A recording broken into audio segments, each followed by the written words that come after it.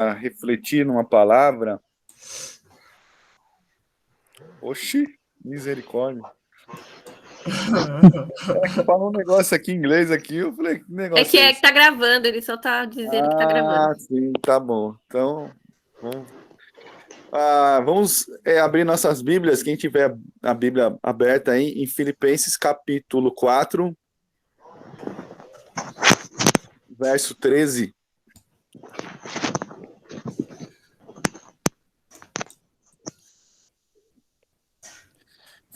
Filipenses 4, 13. Assim diz a palavra do Senhor. Posso todas as coisas em Cristo que me fortalece. Nessa versão minha aqui. Eu tenho passado, né, alguns dias, assim, muito difíceis, né? Todos sabem, né, que por conta das perdas que aconteceu na minha família, né? Mas essa palavra tem me confortado, né? Porque em Cristo nós podemos ter todas as coisas em Cristo. Ter a alegria, ter a paz, ter o consolo em Cristo Jesus. Por mais que seja difícil viver toda essa circunstância de pandemia, as pessoas ficando doentes, eu creio que ainda assim repousa a alegria de Cristo em nossos corações, né?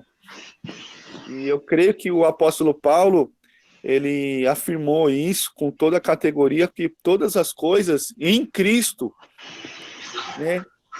Ele estava fazendo em Cristo e ele se debruçou em cima disso, né? Do que ele falou, né? Que todas as coisas eu posso em Cristo, todas as coisas em Cristo que me fortalece, todas as coisas, porque em Cristo tudo para Ele, porque dele, por Ele, para Ele são todas as coisas, né? E mesmo que a gente venha estar passando uma situação difícil, se você se debruça, se você se entrega de todo o coração, sua alma, o seu ser, e deixa para que Cristo cuide de você, ele vai te fortalecer, ele vai te abençoar, ele vai te dar forças que você não vai encontrar em nenhum outro lugar a não ser em Cristo. Amém? Então eu quero que assim que venhamos refletir que ele que nos fortalece, ele que nos abençoa, é ele que nos dá a paz, é ele que está no controle da nossa vida, e porque dele, por ele, para ele são todas as coisas. E eu vou cantar agora uma música bem conhecida, eu acho que vocês vão lembrar, e esses dias atrás, eu estou ouvindo bastante essa música quase todos os dias. É uma música do Renascer Praise que fala tudo posso naquele que me fortalece. Eu acho que vocês vão lembrar. É antiga, né? Não é nova. Tá bom? Eu só vou pedir uma gentileza, pastora, dá uma mutada aí que tá fazendo barulho aqui. Desculpa. Ô, Glória. Obrigado. Vocês estão ouvindo o som? Tá saindo? Sim. Sim. Amém. Te louvar, te agradecer, tantas formas e expressões para retribuir o amor, realizar sonhos, o amor me faz estar sempre de pé, continuar. Te louvar, te agradecer, das formas e expressões para retribuir o amor, realizar os sonhos, o amor me faz estar sempre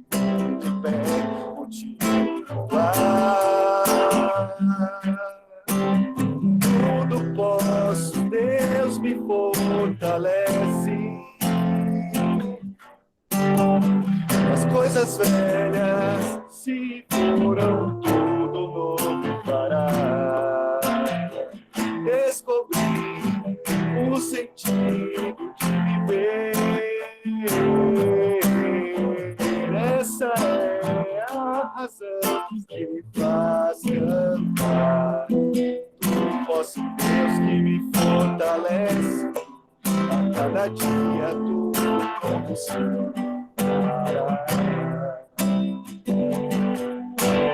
tudo posso, Deus me fortalece. As coisas velhas se foram, tudo fará. Descobri o sentido de viver. Essa é a razão que me faz cantar. Eu posso, Deus, que me fortalece. Cada dia tudo se fará. A cada dia tudo se fará. A cada dia tudo se fará. Amém. Amém. Depois manda a letra no grupo do WhatsApp, Rô. Amém. Vamos orar? Vamos fazer uma oração breve. Pai, nós te agradecemos, Senhor. Agradecemos pela vida, Senhor. Agradecemos por este momento tão maravilhoso de estarmos debruçados diante da Tua palavra e aprendendo mais de Ti, Senhor. A Tua palavra diz que tudo posso em Ti, Senhor, em Cristo Jesus, que me fortalece. O Senhor fortalece o Teu povo. O Senhor nos tem dado tantas bênçãos que nós não merecemos, Senhor, tanto que o Senhor nos abençoa. E, Senhor, nós queremos reconhecer, tudo vem de Ti, obra das Tuas mãos, Senhor. Te agradecemos, Senhor, por essa manhã e entregamos, Senhor, o nosso louvor, a nossa adoração a Ti. Pai, abençoa, Senhor, a palavra que será ministrada, Senhor, que ela venha de encontro aos nossos corações e que possamos aprender mais e mais de Ti, Senhor, nesta manhã. Usa a Tua serva, usa a palavra, Senhor, que será ministrada, a serva do Senhor que fará, Senhor, a pregação. Em nome de Jesus, nos abençoa. Amém.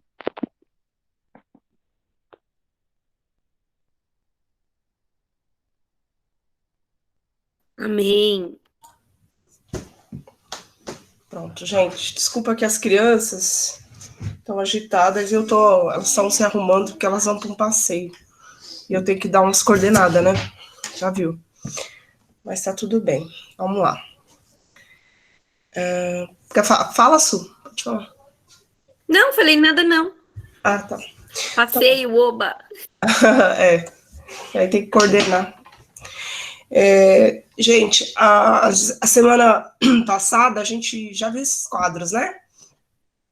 E a gente olhou para esses quadros, a gente falou o que vinha à nossa mente, qual que eram as cenas, né? Que Jesus falou através delas, e agora a gente vai passar para uma outra parte, que são as suas perguntas, né? A didática de Jesus, né? A gente está falando sobre a didática dele. E fazer perguntas, muitas vezes, é melhor do que responder, né? Eu acho que a gente tenta responder bastante, né, as coisas, e às vezes a gente tenta responder para as pessoas que nem estão perguntando, né? Mas Jesus, pelo que eu vejo da personalidade dele, ele era uma pessoa coerente, séria, e ele era na dele, né? Ele não saía querendo falar as coisas para todo mundo, explicar, né?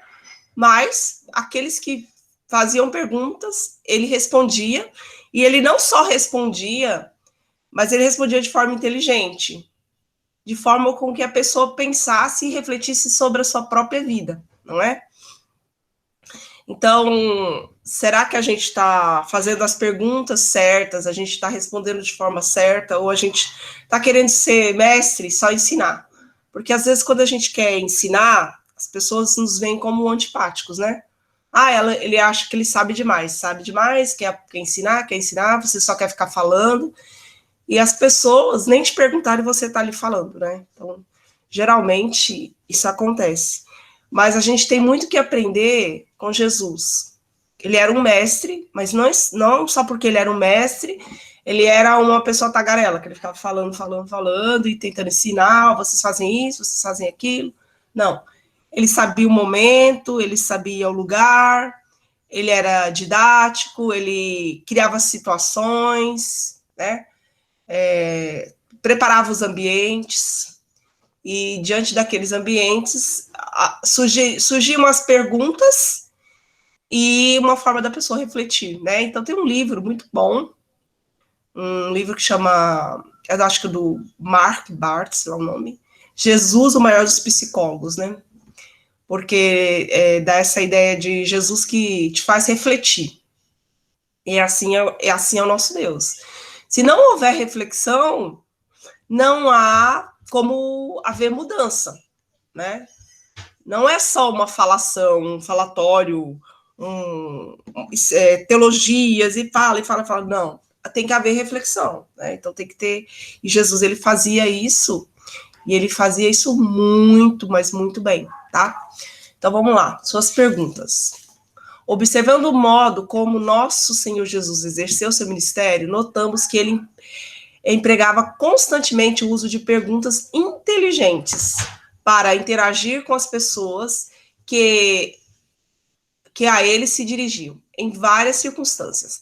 Lembrando que o objetivo de Jesus, ao questionar as pessoas, era motivá-las à reflexão sobre as questões existenciais importantes, procurando, assim, levá-las à fé e a uma mudança consciente em suas vidas, certo? Então, assim, perguntas inteligentes para interagir, para fazer com que a pessoa reflita sobre a sua própria vida.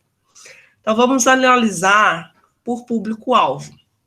Então, ele falava... Então, Jesus, ele tinha muitos... tinha um público, né? Que o seguia, né? Então, dentro desse público, tinha os discípulos, certo? Que era aqueles que ele escolheu. Então, tinha os 12 que andavam com ele. Tinha os mestres da lei e os religiosos que ficavam sempre à espreita, sempre ao redor ali, ouvindo. E fazendo, acho que até espionagem ali, né? Ficavam lá, andavam com ele para saber o que ele ia ensinar, como que ele ia fazer as coisas, né? Para depois ter algo para acusá-lo. A sua própria família, né? Que tinha, né, seus parentes que andavam com ele, né, também ali, seus irmãos, tem até uma situação que ele fala, minha mãe, meus irmãos são aqueles que fazem a minha vontade. E os enfermos, que estavam sempre ali procurando, né, estavam ali junto para ser curado, pessoas pobres, pessoas simples, né, esse era o público dele. Pode passar.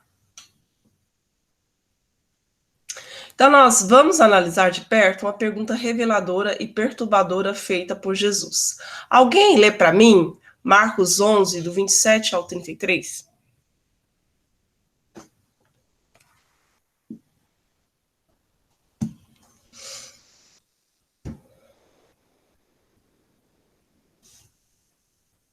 Do 27 ao... 33. Pode ser? Pode. Então, regressaram para Jerusalém e, andando ele pelo templo, vieram ao seu encontro os principais sacerdotes e os escribas e os anciões. E lhe perguntaram: com que autoridade fazes estas coisas? ou quem te deu tal autoridade para as fazeres?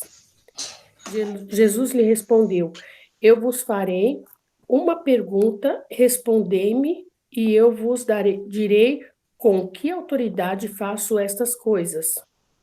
O batismo de João era do céu ou dos homens? Respondei. É só até o 30? 33. E eles discorriam entre si. Se dissermos do céu, dirá, então por que não acreditastes nele? Se, porém, dissermos dos homens, é de temer o povo, porque todos consideravam a João como profeta. Então responderam a Jesus: não sabemos. E Jesus, por sua vez, lhes disse: nem eu, tampouco vos digo com que autoridade faço estas coisas. Certo? Então, gente, para que eles perguntavam, né? É interessante, né? Qual que era o intuito das perguntas que eram feitas para Jesus? Pegar Jesus na curva. Sim. Deixar ele de saia justa. Aham. E o que ele fazia? Ele devolvia a pergunta para ver qual que era o conhecimento de quem estava perguntando. Ele acabava te colocando, né? Fala aí, Vitor. Tinha uns que ele nem respondia. Isso, tinha uns que ele não respondia, às vezes ele fazia uma pergunta inteligente, aí ele fala assim, tudo bem, você quer saber com que autoridade? Então eu vou fazer primeiro uma pergunta, se vocês me responderem esta, eu respondo a de vocês. Desafio, né? Então, vai lá, eu respondo, mas vocês vão me responder? E eles sabiam, eles conheciam a lei, conheciam as escrituras, e eles sabiam. Tanto é que eles falam, se a gente disser que é do céu, ele vai dizer isso. Se a gente disser que é dos homens, então vão reconhecer João Batista. Então a gente vai dizer que não sabe. Aí ele falou, também não vou te responder.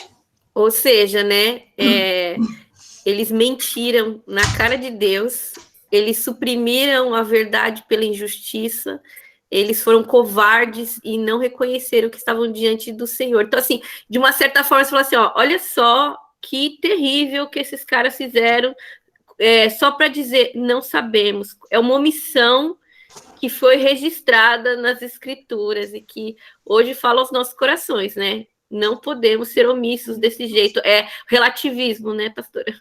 Sim.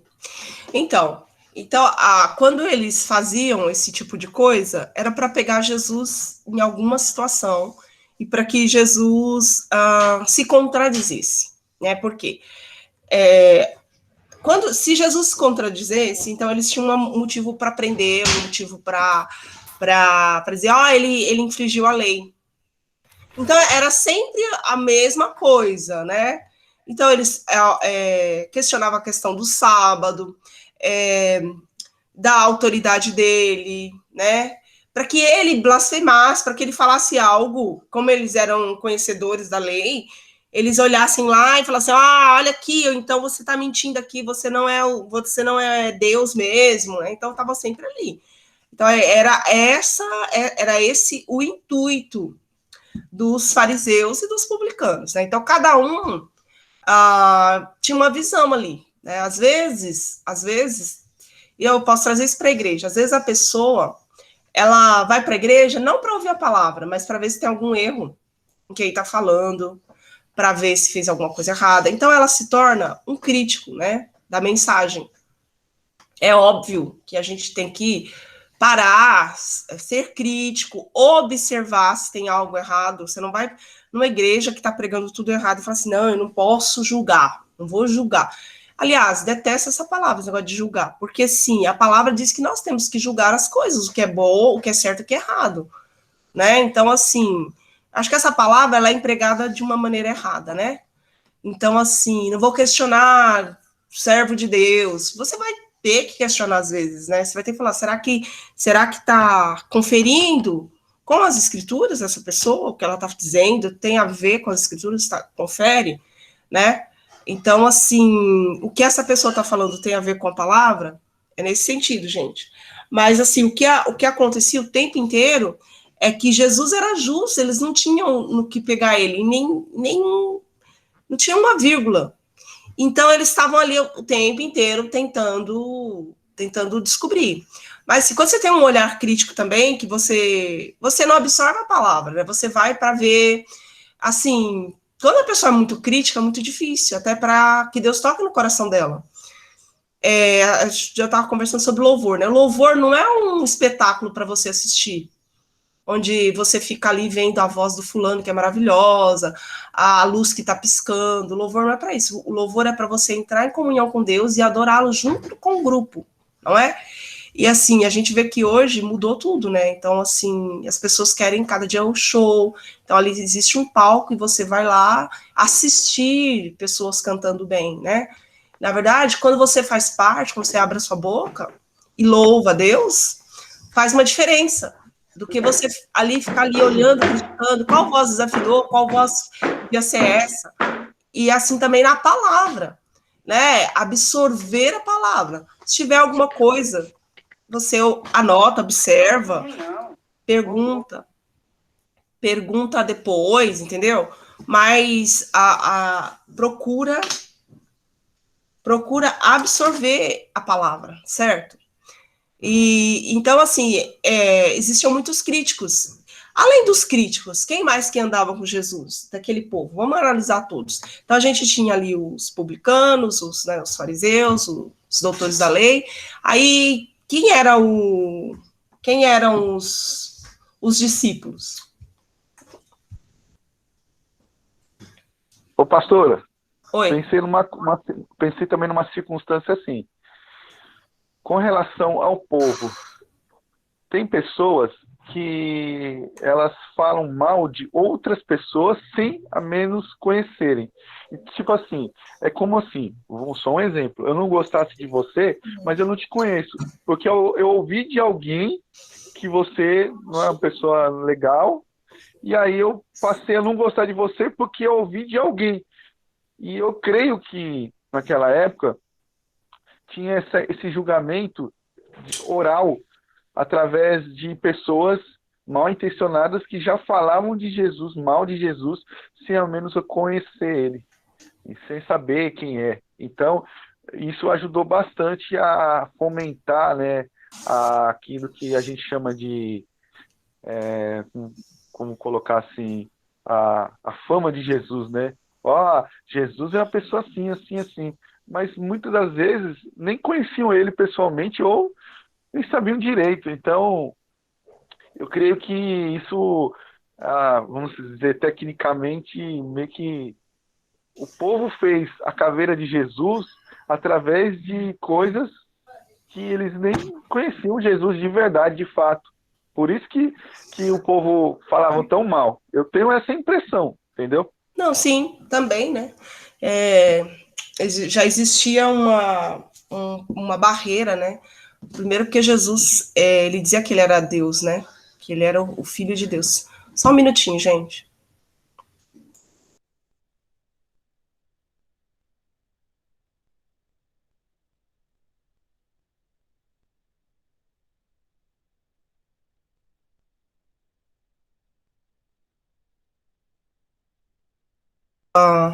Vamos lá. Então, assim, realmente existia toda essa dificuldade, existia a questão de você estar engessado na lei, né? Então, assim, é assim, assim, assim, e você criar uma forma como que Deus tem que falar, quem é Deus, quem era esse Jesus que viria. Então, existia isso aí, né? Por isso que a palavra de Deus fala, né, que aonde é o Espírito de Deus, há liberdade, né? Então, essa liberdade dele falar de diversas formas, dele ter vindo do jeito que ele queria vir. Quem determina que Jesus tinha que vir como um príncipe, mas esse príncipe cheio de pompa, cheio de glória, que eles queriam. Então, por isso Jesus não era aceito, né? Então, assim, um Jesus politicamente correto, que não ofendesse. que não falasse a verdade nunca, que falasse a verdade superficial para agradar a todos, para que todo mundo ficasse feliz. E ele não fazia isso. Então, nem eu e nem você, nós não fomos chamados para ser politicamente corretos.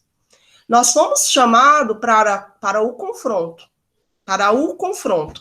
Agora, como nós realizamos o confronto, que é, às vezes, a nossa dificuldade, porque às vezes eu tinha uma amiga que dizia, eu falo tudo na cara. Eu não ligo, não, eu falo tudo na cara.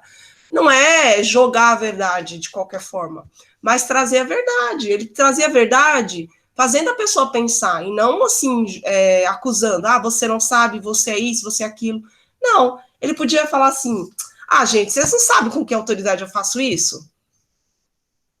Vai ler lá nas escrituras, olha, eu não tenho mais o que fazer e tal, né? Ele não podia ter dado ser grosso nesse sentido, ele podia ter sido grosso.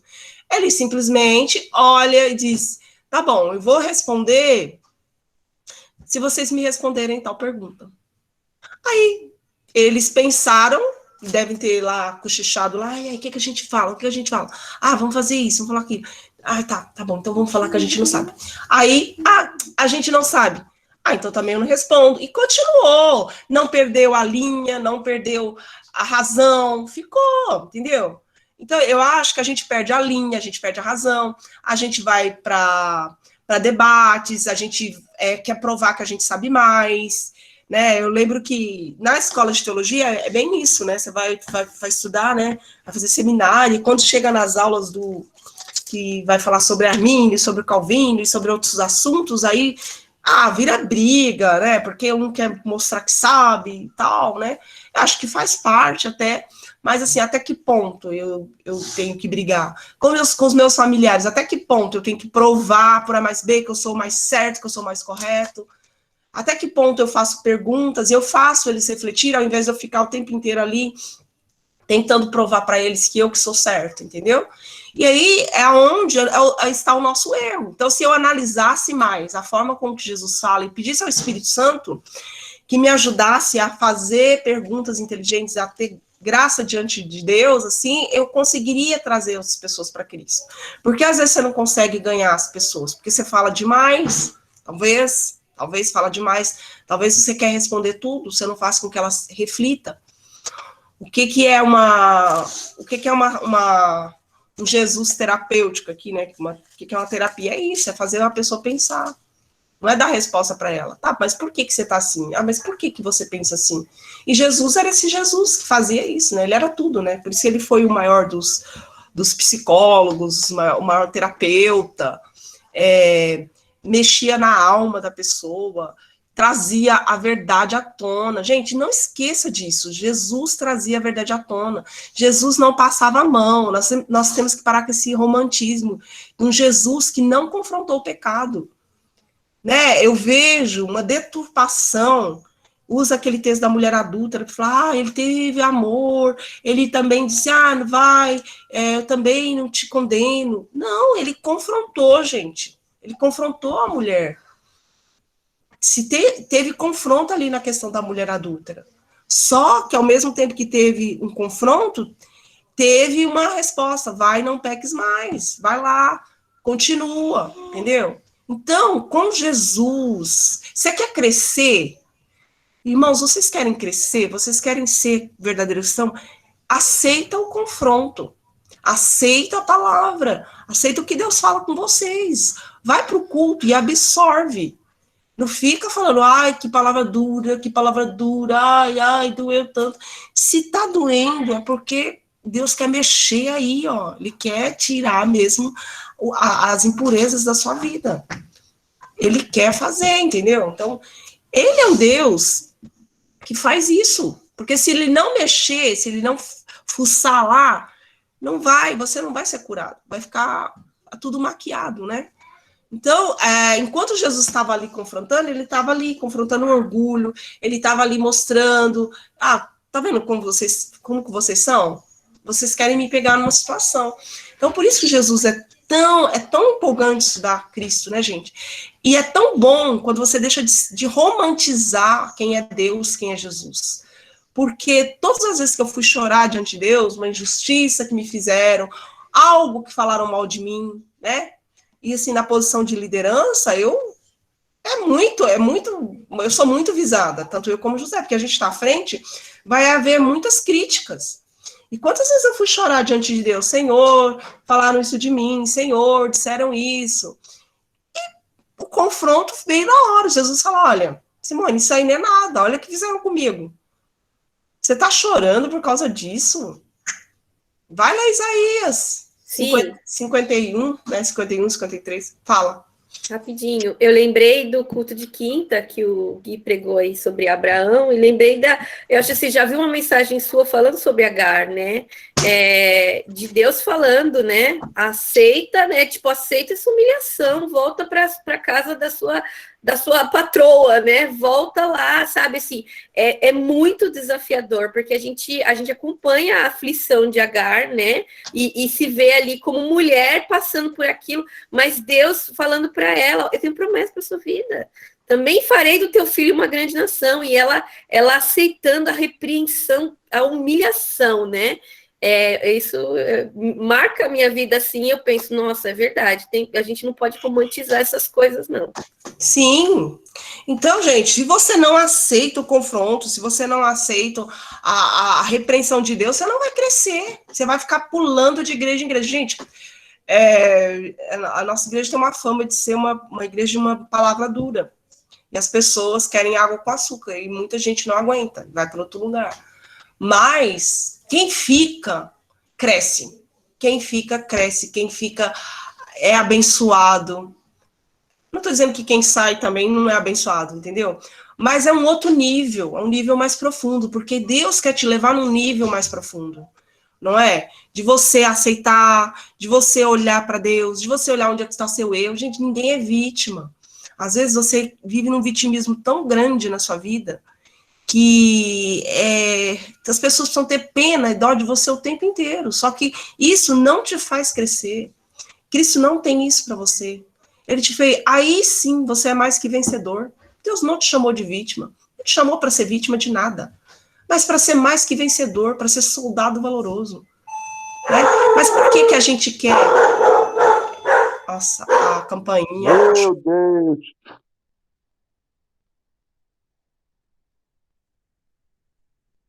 Uma pausa para o café.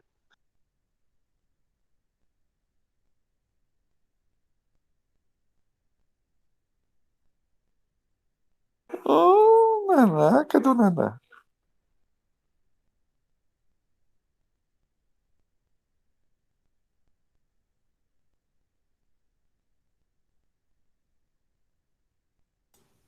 Vamos lá, gente, vamos passar. Próximo.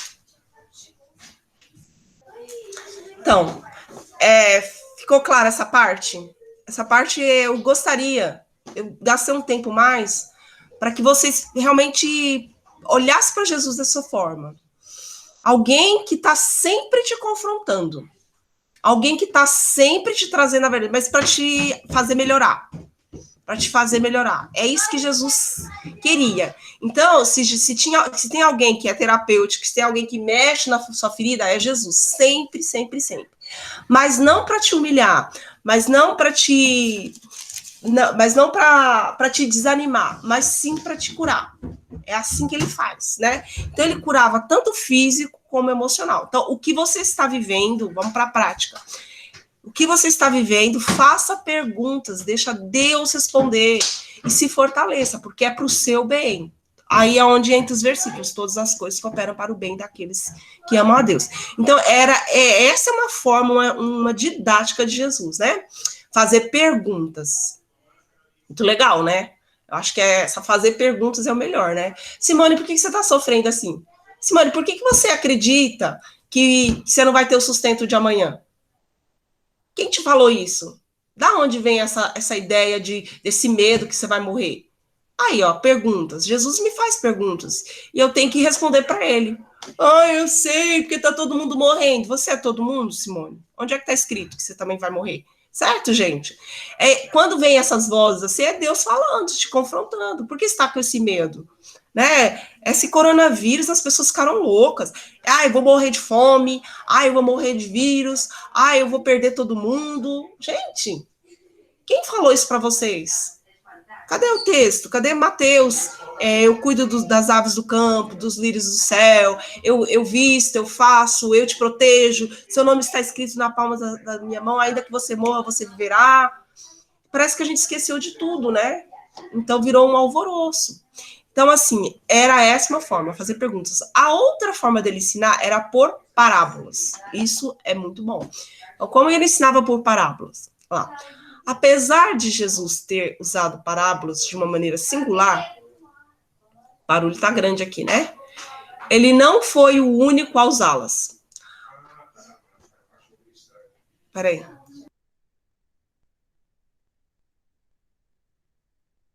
Uma pausa para o café.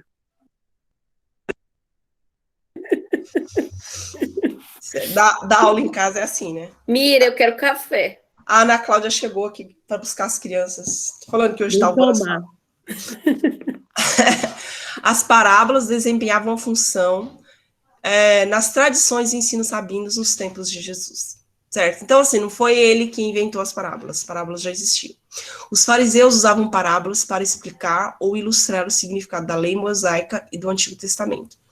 Jesus não usava parábolas simplesmente para ilustrar uma revelação passada. Ele usava para dar uma nova revelação. Próximo.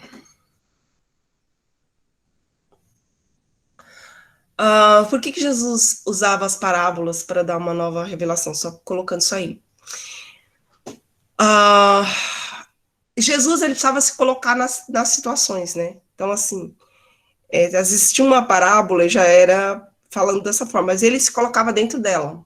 Então, ele se colocava dentro da situação, assim como na festa dos tabernáculos, que a gente falou semana passada, né? Quando eles estavam lá rodeando lá o templo, e gritavam, né, que pedindo água, Jesus falava assim, eu sou a água. Então, assim, ele sempre se colocava dentro da situação. Eu sou a resposta. Eu sou a resposta. Eu sou o caminho, né? Procura o caminho. Deus tem caminhos. A Bíblia fala do caminho. O caminho de Deus é perfeito. Se você olhar o Antigo Testamento, mas aí quando ele vem, ele se coloca. Eu sou a água da vida. Eu sou o caminho. É através de mim. É através de mim. É através de mim. Então, por isso que a parábola, ela ganhava sentido. Às vezes a parábola ganhava sentido e Jesus trazia um entendimento daquela parábola. Como na parábola das 10 virgens, né? Ele traz depois ali o entendimento, o significado, né? Então, vamos lá. Então, as parábolas eram usadas no passado. E usadas em várias situações. Aqui, está falando da questão de Davi, quando ele peca com Betseba, né? Embora as parábolas sejam raras no Antigo Testamento, elas ainda são importantes. Após o pecado de Davi com Betseba, o profeta Natã confrontou o rei com a parábola. Davi respondeu a parábola com ultraje, não percebendo que ele mesmo era o perpetrador do crime da parábola. A parábola de Natã foi uma ferramenta de ensino eficaz em um momento de crise. Gente, o que o pecado faz com a gente? Cega. O pecado cega.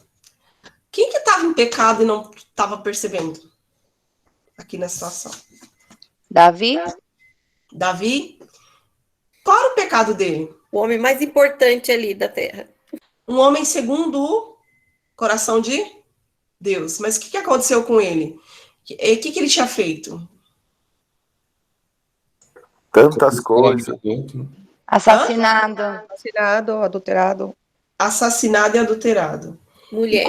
E qual que era a posição dele? Rei. Rei. Da época. Mas ele se sentiu o quê? Quando ele julga ali a situação. E ele se sentiu um juiz, né?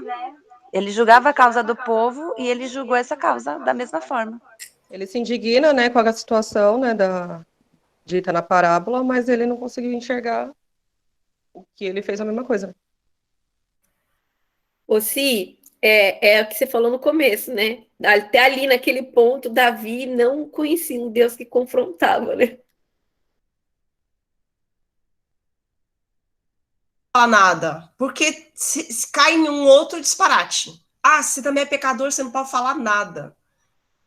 Gente, se ninguém puder falar nada, se eu não puder te julgar, você não puder me julgar, então para quê? Então a gente vai entrar naquela situação assim, a verdade de cada um. Todo mundo tá certo. Não, existe uma verdade absoluta, certo, gente? E a gente tem essa condição de julgar o que é certo e o que é errado. A gente a gente só não deve condenar. Você não fala quem vai para o inferno e quem vai para o céu. Isso é quem decide, é Deus. Você julga a situação e fala assim, poxa, se essa pessoa realmente morreu dessa forma, se não foi ninguém lá no hospital, não falou para ela, ela foi para o inferno. Mas nem isso você pode falar que você não estava no último minuto dela, para dizer se ela foi ou não.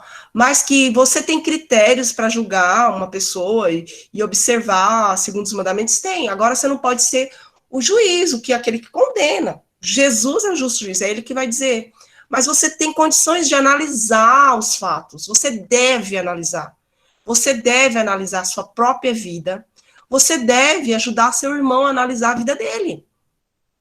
Certo ou errado? Eu tô certo ou tô errado aqui? Que nem o senhorzinho Malta. Quem ajudou? Quem que ajudou a Davi a analisar a vida dele se ele estava errado? O profeta Natan. Então, nós somos profetas, não é? A palavra de Deus fala que Deus nos constituiu como profetas para as nações, nós vamos levar o evangelho, nós vamos levar... É nesse sentido do profeta, de pregar o ano aceitável do Senhor, a geração de João Batista, que vai preparar o caminho para Jesus voltar. Você tem que dizer, gente, isso aqui é pecado, gente, isso aqui está certo, isso aqui está errado. Nós temos esse chamado. Nós não temos esse chamado para condenar. Você não é o juiz que vai condenar, mas você tem esse chamado de trazer a verdade e de ajudar o teu irmão a enxergar a verdade. É necessário, porque às vezes você está tão incluída no seu próprio pecado que você não está vendo. Todo mundo de fora está vendo o seu pecado, mas você não está conseguindo perceber mais o seu pecado. Simone? Oi? Eu posso usar um exemplo de uma coisa hipotética assim, que me passou à mente com relação a julgamentos? É assim, por exemplo, eu trabalho numa empresa, certo? Um exemplo. Eu trabalho numa empresa e o meu chefe foi lá para Minas Gerais e me deu uma garrafinha de cachaça como um presente, certo? Uma cachaçinha de presente. E eu, na minha ignorância ou na minha, sei lá, na minha simplicidade, coloquei essa garrafa de cachaça na minha estante, certo? E aí, Joãozinho e Mariazinha vieram na minha igreja, vieram na minha casa, que são irmãos da minha igreja, um exemplo, e viram a garrafinha de cachaça. E aí pensaram assim, nossa, olha o cachaceiro, olha o alambique. Vai, Rodrigo, continua. Aí você vai entender o que eu quero chegar ao ponto. Só que Joãozinho e Mariazinha não me perguntaram o porquê dessa garrafa, o que aconteceu, quem me deu, se eu comprei. Então, o julgamento, muitas das vezes, não é investigado. Simplesmente é apontado de uma forma direta. Não é investigado assim, vamos investigar por que aconteceu, quais são as causas, quem foi o mediador, quem foi o tramitador, quem que levou, sabe? Tudo esse, para a gente juntar as peças, para a gente ter uma conclusão legal. E muitas das vezes o julgamento é direto, é sem massagem mesmo. E isso, assim, a pessoa que está recebendo o julgamento, muitas das vezes se sente coagida, certo? Não saber o que responder. Então, eu acho que assim, a forma de julgar, a gente tem que levar em consideração vários fatores.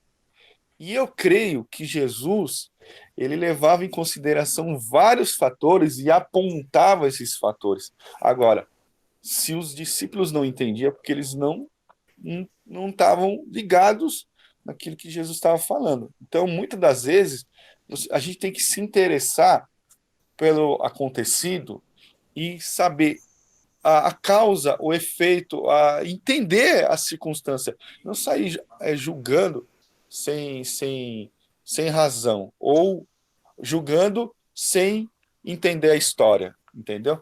Então, mas isso aí é outra coisa, né, Rodrigo? Isso aí é Não, uma, é eu uma. estou falando assim. Eu sei, Não, eu mas estou falando assim. nesse sentido, é a aparência do mal, né? Você tá ali, você tem uma garrafa, sei lá, de cerveja na sua casa, você comprou para pôr na carne. Então, alguns vão acreditar, você comprou para pôr na carne, outras vezes, você comprou para beber mesmo. Pronto. Porque é uma coisa. Hoje em dia, com esse negócio de televisão, de internet, tudo, aí você vai lá, você tá no grupo da igreja, você recebe um negócio feio. Aí, em vez de você deletar, você vai e joga no grupo, vai jogar fora e põe no grupo. Aí, um irmão que tá vendo fala assim: nossa, olha, ela assiste pornografia, porque ela pôs. E talvez ela tava até tentando deletar e jogou lá, entendeu? Aí vai ficar daquela pessoa confiar, acreditar em você ou não. Eu estou falando de você ter uma causa, uma verdade e você ajudar o outro. É isso que eu te falo, que é sempre as pessoas põem tudo no mesmo prato. Não estou dizendo disso. Estou dizendo, existia uma situação, Natan sabia, Deus falou para que ele fosse lá e confrontasse no pecado. E aí, quando vai confrontar no pecado alguém, às vezes a pessoa está me julgando. Não, eu estou vendo um fato, eu estou tentando te ajudar a enxergar. Quando você tem o homem, quando você é um homem segundo o coração de Deus, você aceita isso, né? Quando não, você fala, ai, tá errado. Fala aí, Fernanda. Nessa questão aí, eu acho que hoje a igreja, assim, as pessoas em si têm muito essa questão, a dificuldade, às vezes, de confrontar. É que nem você falou, né, de fazer a política, às vezes, da boa vizinhança. E aí a gente vê nessa história do profeta Natan, né, que realmente ele não se preocupou em amaciar, né, a mensagem que Deus queria que ele passasse para confrontar o próprio rei, né, porque Davi estava numa situação que cegou ele, né, e fez com que ele estivesse se achasse acima de qualquer julgamento. E Deus levanta Natan para ir lá confrontar ele, e aí a gente aplicando hoje no nosso dia a dia, a gente vê que muitas pessoas às vezes acabam se omitindo ou se calando por confrontar, porque às vezes, porque é um líder, porque é um superior que está acima de mim, então acaba meio que colocando a própria vontade acima daquilo que Deus quer que ele fale, né? Eu tô falando isso porque eu estava vendo esses dias o pastor Lucinha às vezes fica pondo aquelas perguntas, aquelas respostas, né? E aí tinha um irmão que colocou justamente uma questão dessa, né? Que eu não, como é que eu faço para mostrar para o meu pastor, um líder, alguma coisa da liderança lá, que ele está errado? Porque é correto cobrar uma liderança? É correto? Então, acho que as pessoas ficam um pouquinho com o pé atrás disso, né? Mas é que nem fala, se a gente está à luz da Bíblia, a gente tem que falar aquilo que Deus quer que a gente fala, né? Claro, com sabedoria, com uma forma que a pessoa entenda. Às vezes a pessoa não vai entender, mas isso não significa que você não tem que falar, que você não tem que mostrar, porque a gente acaba sendo conivente, às vezes, até com o próprio erro da pessoa por não mostrar a ela que ela está errada. Davi não estava enxergando o erro dele, ele precisou de uma outra pessoa que mostrasse isso para ele. Sim. Posso falar, Simone? Pode? Posso falar? Eu lembrei uma frase que uma vez o pastor usou no culto, na pregação, e ele falava: quando Deus nos mostra em que estado estamos, é que temos que deixar tudo para trás. Em muitas situações, é Deus mostrando que estado nós estamos. Sim. Muitas coisas vêm à tona, é para Deus mostrar que estado nós estamos. Sim. Né? E assim, aceitar o pecado que fez e aceitar o que a pessoa está falando para ajudar. Então, é isso que Deus quer da gente.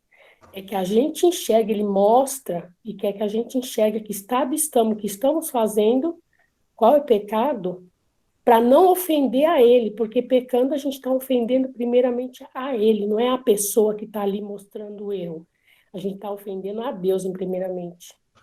E é sempre um resgate, gente, é isso que a gente precisa ver.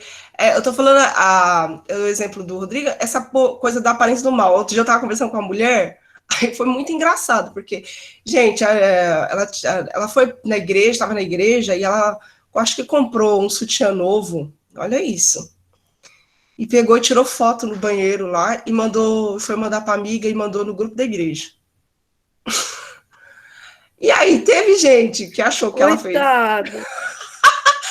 Aí, é isso. Então, e diz que ela já é meia sensual, certo? Misericórdia. Então, aí já teve gente que achou que ela fez de propósito e teve gente que achou que foi por, sei lá, por descuido. Aí fica em quem tá vendo a situação. Eu tô falando essas coisas de aparência do mal, tô falando, isso é a aparência do mal. Assim, fugir, né? Eu não tiro foto nem do meu dedo, da minha mão, misericórdia, vai que acontece alguma coisa. Então, às vezes, a pessoa não fez por mal, mas aconteceu, e às vezes ela fez por mal, sim. Agora, isso é um julgamento da sua cabeça. Ela fez por mal. Não, ela não fez por mal. Agora, não tô falando disso, eu tô falando de você julgar uma causa, de Deus falar assim, olha, vai lá, confronta, e foi isso. A pessoa recebe, e Davi recebeu, e aquilo foi tão forte, contou a historinha, e aí ele recebeu. Então, o que eram as parábolas? Era para trazer a história para sua vida, né? Entendeu? Então, a gente separa essa coisa de aparência do mal, de julgamento, ele tá me julgando, eu não fiz. As pessoas vão te julgar sempre, as pessoas vão achar.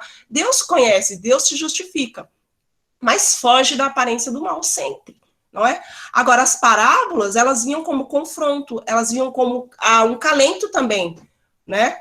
Qual parábola que vem como um calento, assim, um bálsamo para nós? Lembra de uma parábola? Todo mundo conhece, é uma das parábolas mais famosas, que eu gosto muito. Vai para frente, gente. Pode ir para frente, Su. Quem que tá na... Sou eu hoje. Ah, tá. Então, as parábolas penetram nos corações e mentes de algumas pessoas, mas não de outras. Então, uma parábola muito conhecida, você sabe, é a parábola do filho pródigo, né? O que aquela parábola traz? Que Jesus sempre perdoa, que ele está sempre de braços abertos. Então, que existe perdão para toda e qualquer situação. Ele está te esperando, ele é seu pai, né?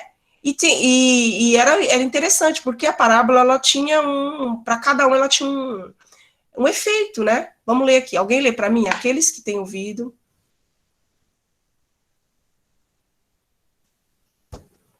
Aqueles que têm ouvidos para ouvir as parábolas trazem entendimento mais profundo das coisas de Deus. Aqueles que não têm ouvidos para ouvir as parábolas são instrumentos para ocultar e obscurecer o mistério do reino de Deus. Por natureza, os seres humanos decaídos não têm desejo de ouvir e entender as palavras de Deus. As palavras de Deus, portanto, trazem salvação àqueles que creem e julgamento àqueles que não creem. Ok, pode passar. Então, Jesus contou, ao todo, 40 parábolas. Vamos estudar 5 delas. Mais abaixo segue um guia para ler todas essas incríveis histórias. Nosso Senhor contou que ilustra o reino de Deus, seus princípios, valores e maneira que devemos viver de modo a glorificar nosso Pai. Então, olha, gente, o bom samaritano, ovelha perdida, moeda perdida, filho perdido, né? Essa é a trilogia de Lucas aí, dos perdidos. Aí tem a administrador desonesto, o homem rico e Lázaro, os servos, a viúva e o juiz, os talentos, os lavradores mal, roupa nova, vinho novo, 2 alicerces, 2 devedores, o semeador, a lamparina, os pregadores alertas, o amigo persistente, o rico sem juízo. Por que as parábolas? Porque a parábola conta a história, conta uma história e uma consequência daquilo do final, e uma consequência, uma ilustração, né, do que aconteceu. É como um filme, eu gosto, sempre que eu vou pregar, às vezes eu gosto de lembrar de algum filme, Tipo, eu vou pregar sobre um tema lá, milagres. Eu gosto daquele filme Milagres do Paraíso, porque eu acho que aquele filme é tão... E é verdade, né, aquele filme, né? Um filme tão bom, porque fala assim, ó, como o milagre alcançou todo mundo, né? Aquela menina foi curada e pessoas ao redor foi curada, a mãe da menina aumentou a fé, uma pessoa que nem era crente, que viu a menina sendo curada, a filha morreu, mas ele também vai lá e se converte. Então, assim, é didático, né? Você contar a história de alguém, uma história sua. Então, as parábolas eram histórias que você se identificava com aquelas histórias. Assim como a gente pode usar hoje alguma parábola, sei lá, uma historinha, um filme. Outro dia eu vi uma ilustração tão bonita de uma cidadezinha que tinha um lago e que tinha um guarda para aquele lago, sabe? Assim, era uma pequena aldeia e aí tinha um lago, tinha na fonte, enchia sempre de folhas. E eles contrataram um senhor, né, para todo dia ir lá, acho que era lá no alto dessa montanha, e limpar e tirar todas aquelas folhas. E aí, eu sei que o rei morreu, aconteceu alguma coisa com o rei, e aí mudou a administração, e eles foram ver lá, e falaram, para que tem esse cara aqui limpando, tirando essas folhas? A gente não precisa mais dele, né? E aí eles vão e dispensam o moço. Quando eles dispensam, a água começa a ficar suja, barrenta, cheia de musgo, as plantas começam a morrer, porque lá era a fonte, né? E aí eles falam, mas o que está acontecendo? Por que está acontecendo isso? E tinha um nome esse cara, vou ver essa história, depois eu vou mandar para vocês. Fala assim, porque tá cheio de sujeira, a água não está sendo limpa, não está sendo limpa.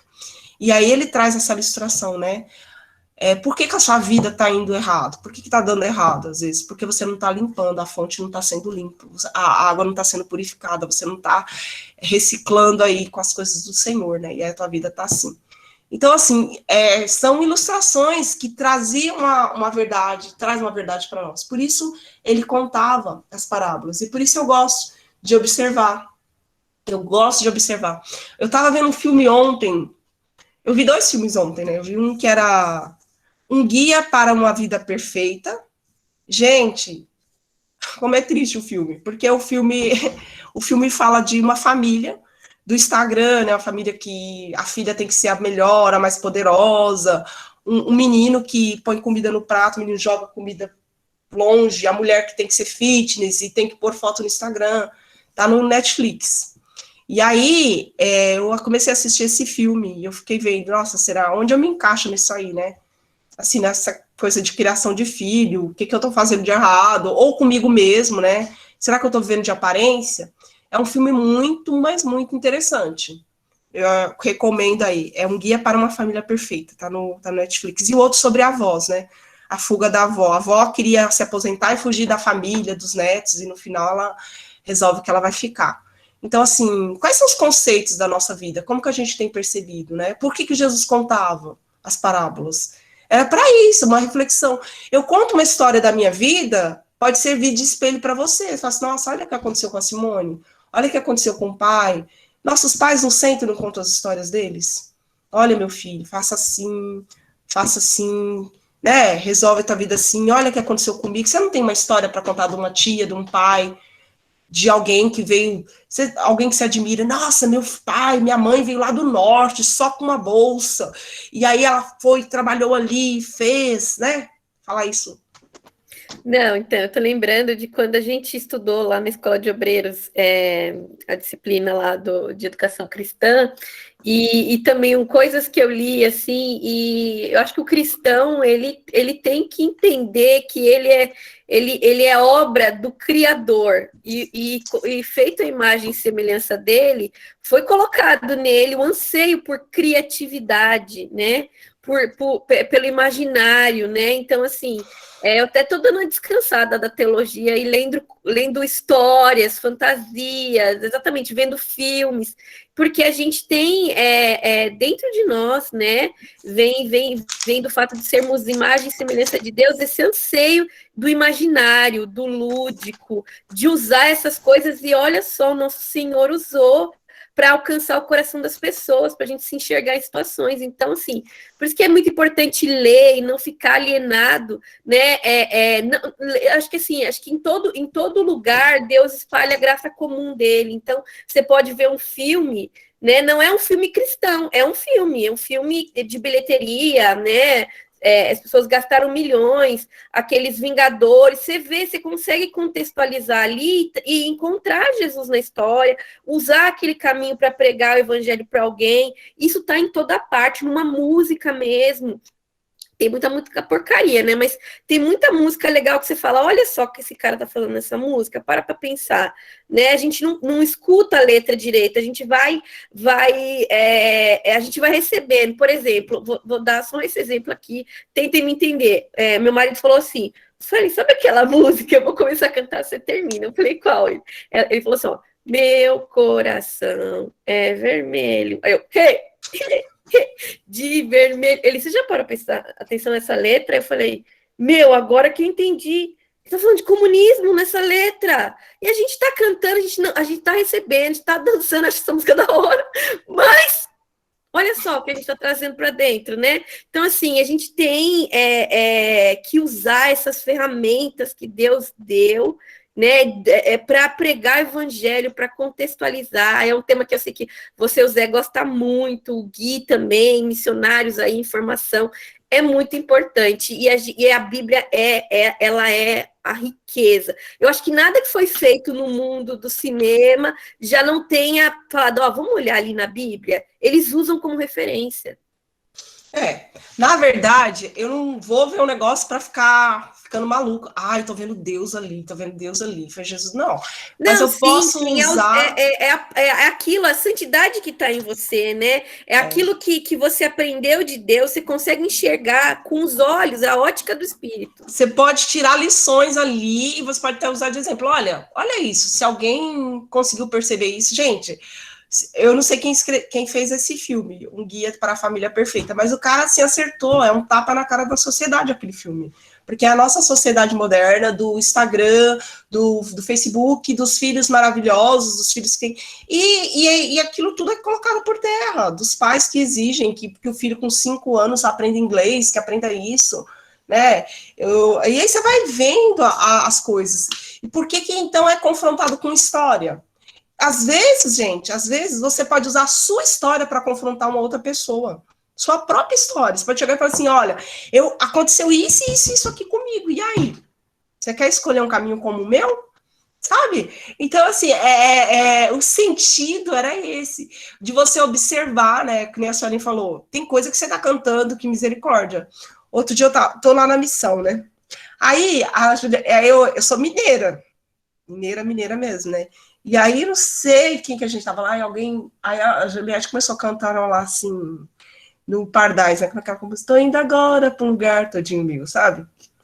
Aí o Damião tava na sala, aí ele falou assim, continua, eu falei, continua o quê? Canta essa, aí eu falei, sei lá, eu tô indo agora tomar banho de cascata, quero entrar nas matas, onde a sorte é meu Deus, não, onde Oxóssi é meu Deus. Então, assim, às vezes você tá cantando um negócio que tá chamando, meu Deus é Oxóssi.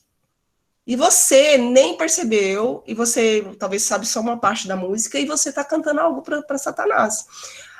Tá vendo Satanás e tudo? Não, tá explícito ali, né, as coisas. Então, assim, e assim, tanto você pode tirar para o bem, né, proveito de um filme que você está vendo, como você pode ver, olha ensinando tudo errado. E aí, Jesus, ele usava essas parábolas, ele contava, né, então, por exemplo, no Bom Samaritano, tinha o cara bom ali, que foi lá e ajudou, tinha os caras maus, né, e passou a misericórdia, as pessoas se viram nos personagens, porque primeiro era o samaritano, então a gente tem que analisar a situação, o samaritano, que não se davam com os judeus, então eles iam passar de largo, e aí estava ali confrontando quem não aceitava o outro, né? Então, assim, o que você está aprendendo? O que você aprende com as histórias? O que você aprende até com o filme? Você pode trazer e falar, olha, eu estou aprendendo isso. né? Nesse filme eu consigo tirar essa lição. Eu vejo isso, eu não vou fazer isso, né? Eu tô vivendo dessa forma, né? Eu tô dentro dessa caixinha, desse mundo, dessa bolha aí, de Instagram, de Facebook, de vida perfeita, de filho perfeito, de corpo perfeito. Eu fico toda hora, meu corpinho perfeito, tirando foto para mostrar para os outros que eu sou perfeito. Mas não existe isso, da carreira perfeita, né? Então esse filme confronta todas as áreas. E era isso, então, na verdade, mais uma vez, quando Jesus vem contar as parábolas, ele vem trazer confronto. Ministério do confronto. É o ministério de Jesus, é o amor. Isso é amor, confronto, gente. Confronto o tempo inteiro, Jesus te confrontando, Jesus te mostrando. Porque assim, por que a gente sofre, gente? A gente sofre porque Jesus não nos ama? Quem quer responder, Gisele? Por que a gente sofre? É por falta de amor? Não, É por quê? eu acho que a gente sofre porque a gente precisa aprender uma lição e por escolhas erradas que a gente faz sem consultar Deus ou sem andar nos caminhos e nos propósitos que Ele tem para nós. O meu povo sofre porque falta Conhecimento. conhecimento, entendimento. Não é por falta de amor, porque, gente, mais do que Jesus te ama, você sofre por falta de entendimento. Então, aí, o administrador honesto, a viúva, olha, essa semana até aqui os 2 alicerces, o vinho novo, a roupa velha. Gente, eu achei tão interessante esse da roupa velha, da roupa nova, que você não põe remendo novo em roupa velha, porque vai rasgar. Você não fica fazendo remendo nas coisas, porque uma hora vai cair, vai destruir. Olha isso. Então você tem que fazer as coisas certas. Às vezes você vai consertando um negócio, vai consertando, quando você vê, ó. Então, assim, para tudo. Você vai, eu vou comprar uma casa.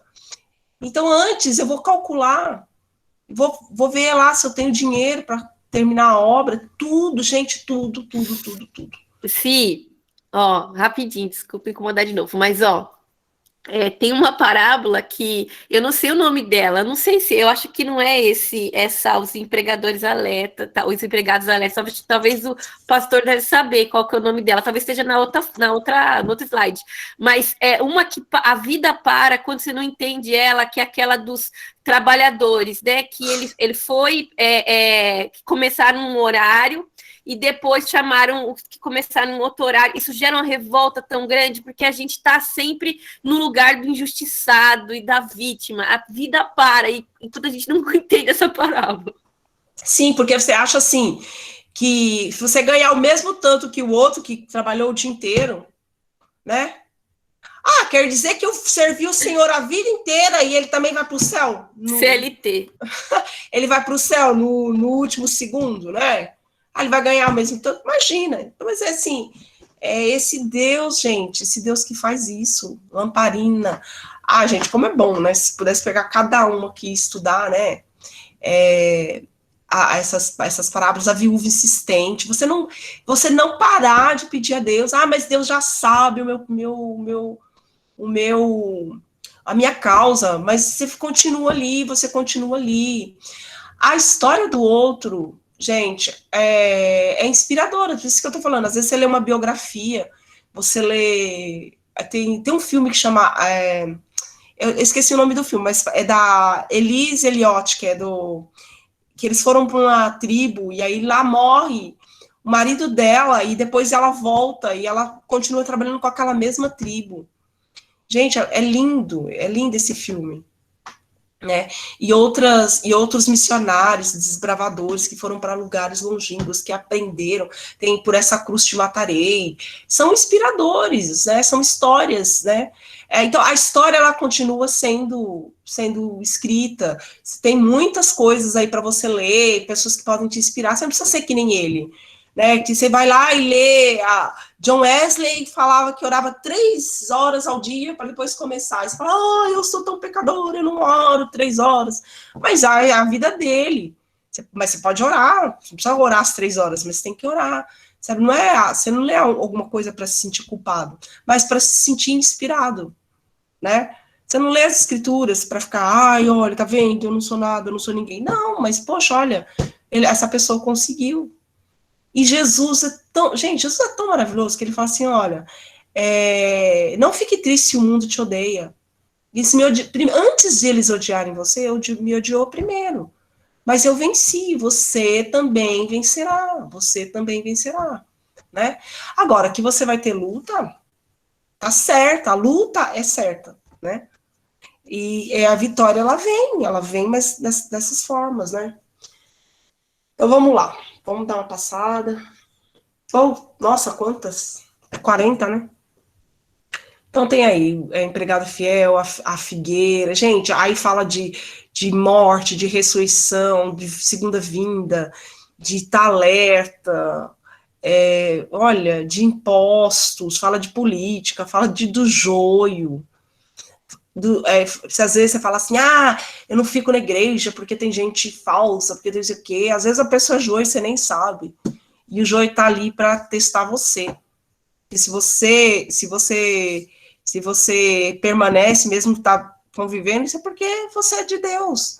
Eu gosto do texto da ceia, que as pessoas ficam indignadas. Mas a igreja não pode ter gente falsa, não pode ter ninguém que pisa no meu pé. Pode e vai ter. Sabe por que vai ter? Para ver se você é cristão e se você perdoa. Por isso que vão ter pessoas na igreja para pisar no seu calo. No texto da ceia fala isso. Por que vocês estão preocupados que está tendo dissensões? Não é que as dissensões vão vir mesmo para provar quem você é, se você tem um coração perdoador, se você continua, se você firma? Porque se você sai e diz, não vou mais para a igreja que só tem gente falsa, então você que está errado, você tem que ficar lá. Né? Então, assim, olha, gente, poucas vezes eu chorei assim, e quis ter razão, e que, poucas não, nenhuma, né? Todas as vezes que eu chorei, que eu quis ter razão, Jesus me confrontou e falou assim, você não tem razão, continua, segue, continua me seguindo, você não tem razão, isso aí que você tá passando não é nada, levanta a cabeça, vamos, levanta, bora, sabe? Gente, vitimismo não cabe para um cristão. Às vezes você é vítima, às vezes é necessário, às vezes você sofre, mas Deus te cura e você levanta e você continua sua caminhada. Tem até um livro, eu não li esse livro, mas eu já vi falar, O Apóstolo dos Pés Sangrentos, diz que é terrível o que aquele homem passou, mas ele não desistiu porque ele foi humilhado, porque ele sofreu, ele continuou pregando o evangelho. E é assim, gente, você não tem que desistir porque você foi humilhada, porque alguém falou mal, porque alguém te julgou, me julgaram, as pessoas vão te julgar, alguns vão acreditar em você, outros não, e é normal. Eu também, tem gente que me conta uma história e fala, eu não sei se eu acredito nisso. E Deus, eu acredito que eu conheço bem essa pessoa, sabe? Tem coisa que vai deixar em dúvida, mas não é isso, quem te justifica é Deus. Né? Não dá para provar para todo mundo que você é bom, que você, sabe? Não dá. Não dá. Você não vai conseguir nem agradar todo mundo. É assim que funciona, o mundo funciona assim, né? Então tem várias histórias aí, e várias situações que ele foi contando, e algumas eram puro confronto. Vamos lá para a próxima? Como eu gosto dessa. O tesouro oculto e a pérola de grande valor. O tesouro oculto e a pérola de grande valor, né? Por que tem dois, o tesouro oculto e a pérola de grande valor? É que a gente vai ver as duas parábolas. Primeiro uma, depois outra. Então, sim, é porque tem o que acha a pérola e outro que é o tesouro. Vamos lá. Me deu a impressão que eu li a mesma coisa. Não, tá certo. Você leu a mesma coisa, eu que esqueci de escrever errado. É a outra parábola aqui, a segunda é o fariseu publicano. Eu falei, eu tô lendo Olha, a mesma. nossa, arruma aí, Gi. Eu falei, gente, eu tô doida, eu tô lendo a mesma coisa. Depois a Gi edita. Depois edito, Então, tá bom, vai lá, gente. Tem uma música, que até falei, Ju, queria tanto que você cantasse essa música, que fala assim, Jesus é melhor do que ouro e bens. Jesus é melhor do que tudo que tenho. Pode ser um rei com poder nas mãos, mas ele ser escravo, né? Então, assim, Jesus é a melhor coisa que eu encontrei, né? E aí eu falo, quem encontrou esse tesouro Comprou tudo. Não troca por nada. Gente, eu não me vejo trocar Jesus por nada. E eu vejo as pessoas trocando Jesus por qualquer coisa. Isso dói meu coração. Mas é porque talvez ela ainda não encontrou, né? O verdadeiro Jesus, o verdadeiro valor. Alguém lê para nós a parábola?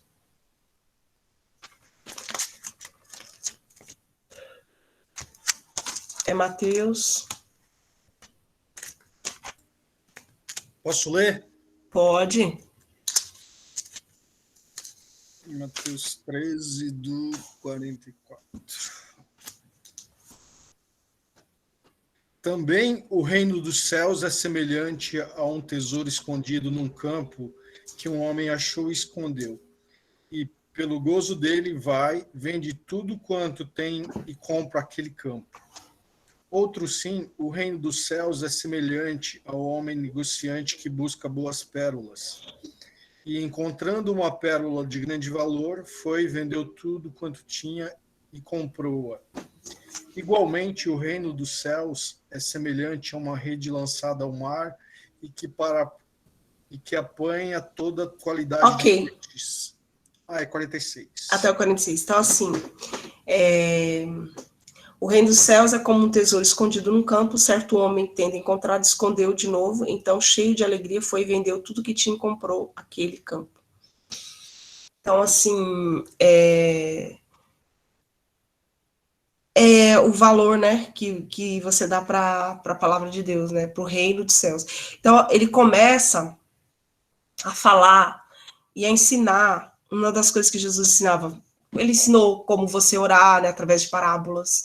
Ele ensinou como você esperá-lo através de parábolas, como você ser um bom mordomo, como você ser um bom cristão, né? E aí ele ensina, ele tem uma série de o que é o reino dos céus, né? Então ele continua falando do reino dos céus. O reino dos céus, ele fala da rede, aí ele fala, vira e mexe, ele está falando do reino dos céus, porque ele veio para trazer salvação. Então, assim, ele veio para ensinar, orar, para ensinar a ser bom, a perdoar, mas ele veio para resgatar.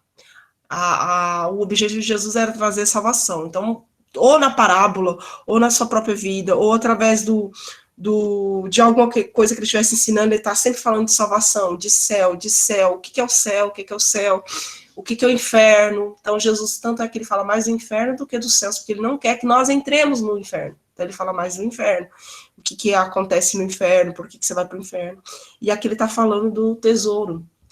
É bom, esse filme é interessante também, né, que eu estava vendo, Um Guia para a Família Perfeita, que fala os valores, gente. Quais são os valores nossos hoje?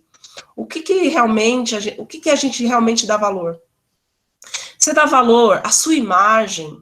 Você dá valor à sua carreira?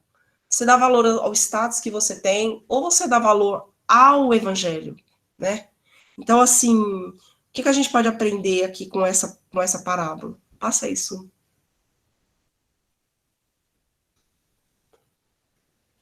Então, vamos lá.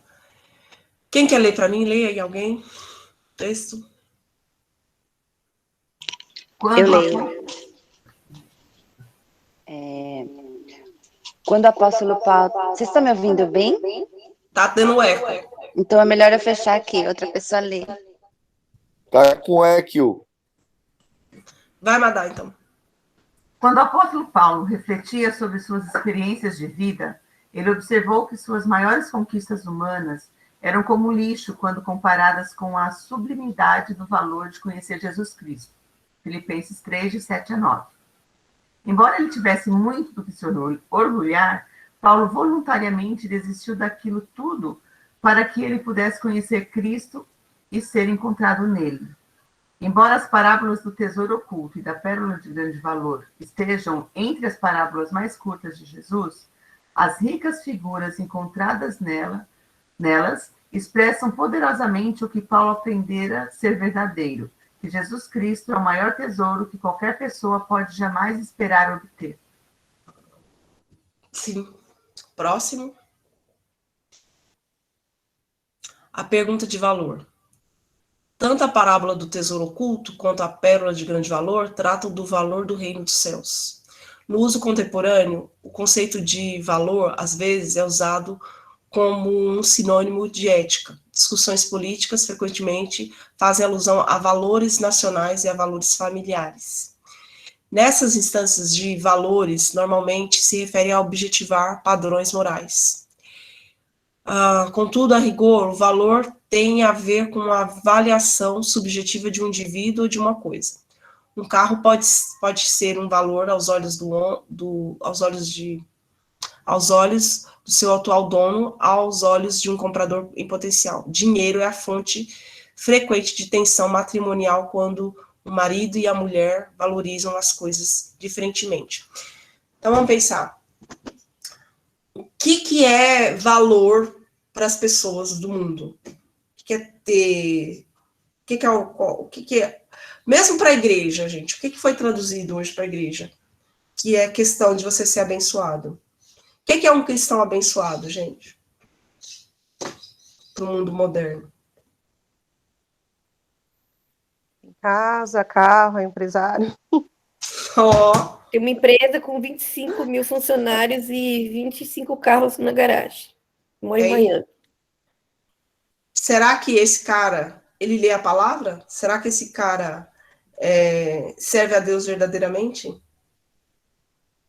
Mas por que as pessoas almejam o que o outro tem? Por que as pessoas fazem isso? E até se promovem dessa forma? E você quer se comparar até com aquela pessoa, às vezes. Será que isso é ter valor? Qual é o maior no reino de Deus? Qual é o maior no reino de Deus? Aquele que serve mais. Aquele que serve mais, gente. Ser valor, o que é ter valor? Eu não tenho valor, eu sou empregada doméstica. Eu não tenho valor, eu sou dona de casa. Eu não tenho valor, eu cuido dos meus filhos. Eu não tenho valor, eu não fiz faculdade. É isso? Mas por que a gente imputa isso como valor? Com quem a gente aprendeu? De onde a gente aprendeu? O que é ser bem-sucedido? O que é ser bem-sucedido? Josué 1.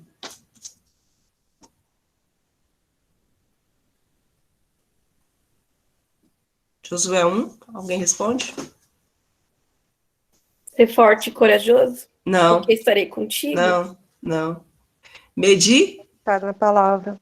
De dia aí? De noite. Esse é o 9, né? Você falou Josué 1. Mas capítulo 1. Mas é Josué 1, mas não é, a resposta não é? E serás bem-sucedido. Quem é a pessoa de mais valor, de mais entendimento, que é mais importante no reino dos céus? Aquele que entende a palavra, vive a palavra e se dedica a ser. Não, é aquele que serve. Aquele que serve. Não aquele que tem mais dinheiro na igreja. Não aquele que tem um emprego melhor. Não aquele que dá o maior dízimo. Só que na nossa cabeça é isso que é valor. É isso que é valor. Então, se alguém falar que quer ser um missionário, meu Deus, que desgraça, não vai ganhar nada. Não tem valor. Ser pastor, então, coitado. O que é ser bem-sucedido para Deus? Quem que vai receber os primeiros lugares? Quem tem mais dinheiro, quem tem uma posição social melhor, ou quem serve a Deus mais? Então, gente... Sim. Oi. Sim. Ontem eu estava falando lá na igreja de Campinas, né? Sobre a questão da busca da aprovação de Deus, né? Muita gente cresce com conceitos e assim, com metas na vida bem distorcidos, né, do que é a verdade, né? A gente cresce com aquela aparência a vida inteira. Eu nunca tive um tênis, eu nunca tive isso, eu nunca tive aquilo. Aí cresce com aquele objetivo de ter aquilo que ela não teve. E ela acha que ser alguém na vida é ter tudo aquilo que ela não teve, ou fazer as coisas que ela viu outros fazerem e ela não fez. E ela cresce que acha que ser bem-sucedido na vida, bem realizado, feliz, vai ser exatamente fazer aquilo que as pessoas fizeram, que ela queria fazer e não fez. E acho que por meta é isso. E às vezes é ter um carro melhor, custe o que custar, é ter um emprego que ganha não sei quanto, custe o que custar, é ter aquela pessoa do lado dela, custe o que custar. E ela, aí quando chega a ver tudo isso, ela vê que teve, ou até se conseguir ter, né, sei lá, pelos meios, ela vai ver que aquilo tudo não vai preenchê-la. E ontem eu estava falando sobre a questão da aprovação de Deus, de buscar a aprovação de Deus, né? Como 2 Timóteo 2,15, né? Procura apresentar-te a Deus aprovado, como obreiro que não tem de que se envergonhar e maneja bem a palavra da verdade. De buscar a excelência, né? De buscar a aprovação de uma pessoa e não viver para agradar ou realmente mostrar algo para alguém que é só de aparência ou algo só para mostrar para você mesmo ou para alguém que você é a pessoa, que você é bem-sucedido, enquanto que no fundo a gente é frustrado, é triste, aquilo não preenche, mas sim buscar a cada dia com perseverança realmente a aprovação de nosso Pai, né? Sim. Então, às vezes a pessoa não se sente valorizada porque ela não fez uma faculdade, ou porque ela trabalha em casa, é mãe, é dona de casa, ou é uma faxineira. E aí, gente, você acha que Jesus está olhando para isso? Você acha que Jesus vai te condenar e te levar para o inferno porque você é uma faxineira, porque você não fez faculdade? Você vai para o inferno não é porque seu trabalho, não. Você vai para o inferno porque você não ora a Deus, não busca Ele, não reconhece Ele.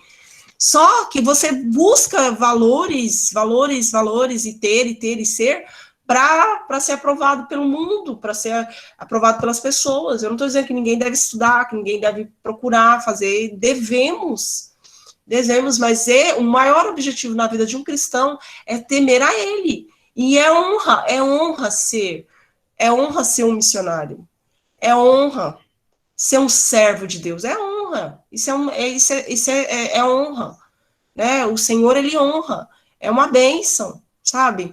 Aí fala dos tesouros, vai buscar tesouros no céu, tesouros na terra. Infelizmente, irmãos, a gente se pega na armadilha de sempre buscar os tesouros da terra. A gente fala, não, Deus, olha, eu tenho que trabalhar, eu tenho que ganhar dinheiro, e não tem como, eu não vou servir a Deus porque eu tenho que ganhar, eu tenho que trabalhar, meu serviço me consome.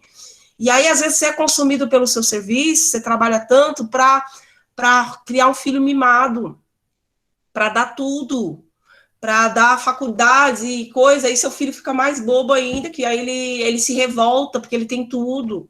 Gente, é uma inversão de valores terrível. Então, o que é? Quais são os nossos valores? Jesus, ele veio falar.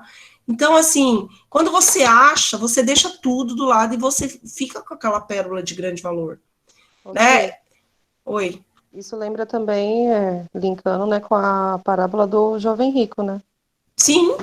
Que cumpre todas as leis, né? Mas aí se entristece quando Deus pede para ele largar tudo. Porque ali ele não entendeu qual seria o valor, né? Qual que era o melhor valor. Não eram as riquezas, mas sim servir a Cristo, né? Não é um equilíbrio, né? Não é nem assim, voto de pobreza, que você não tem que ter nada, e nem ter tudo. Agora, sim, eu pergunto, para quem é ambicioso, e que bom que é ambicioso, que quer chegar lá, para que você quer ser um empresário?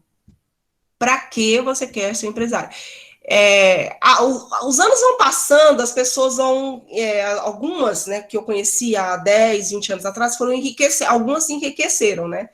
E aí, hoje eu vejo como que elas se tornaram diferentes, né? Então, assim, eu sigo uma pessoa aí que ela tinha dinheiro, mas agora acho que ela tem muito mais. Então, assim, Deus me ama e eu tô no iate, Deus me ama e eu tô sentada de biquíni, tomando taças de vinhos, de champanhe, Deus me ama, ai, como eu sou amada por Deus, como eu sou...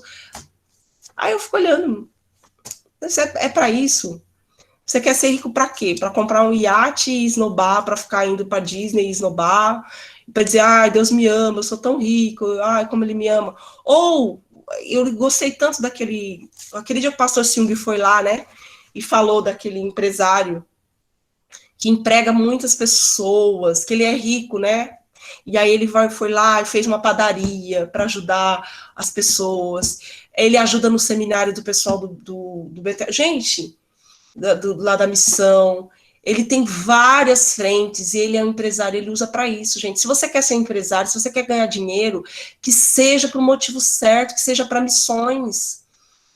Por que não fazer missões? A obra missionária ela é tão sofrida. Eu fui lá na missão essa semana, tantas necessidades, missionários, pessoas que estão trabalhando na obra sem o sustento, e às vezes, assim, a gente nem se ousar falar assim, não, Senhor, quero ganhar mais mesmo, porque eu vou sustentar 2, 3, eu quero sustentar um missionário, eu tenho esse objetivo, eu gosto de luxo, assim, eu gosto de ter uma casa boa, eu quero ter, não é mal você querer viajar para um lugar bom, você ter uma casa confortável, não é, sabe, mas só para o meu bel prazer, não, que se eu tivesse grana, com certeza, eu ia fazer muito missões mesmo, eu ia ajudar muita gente, porque, assim, eu acho que eu tenho prazer em doar, sabe, para as causas.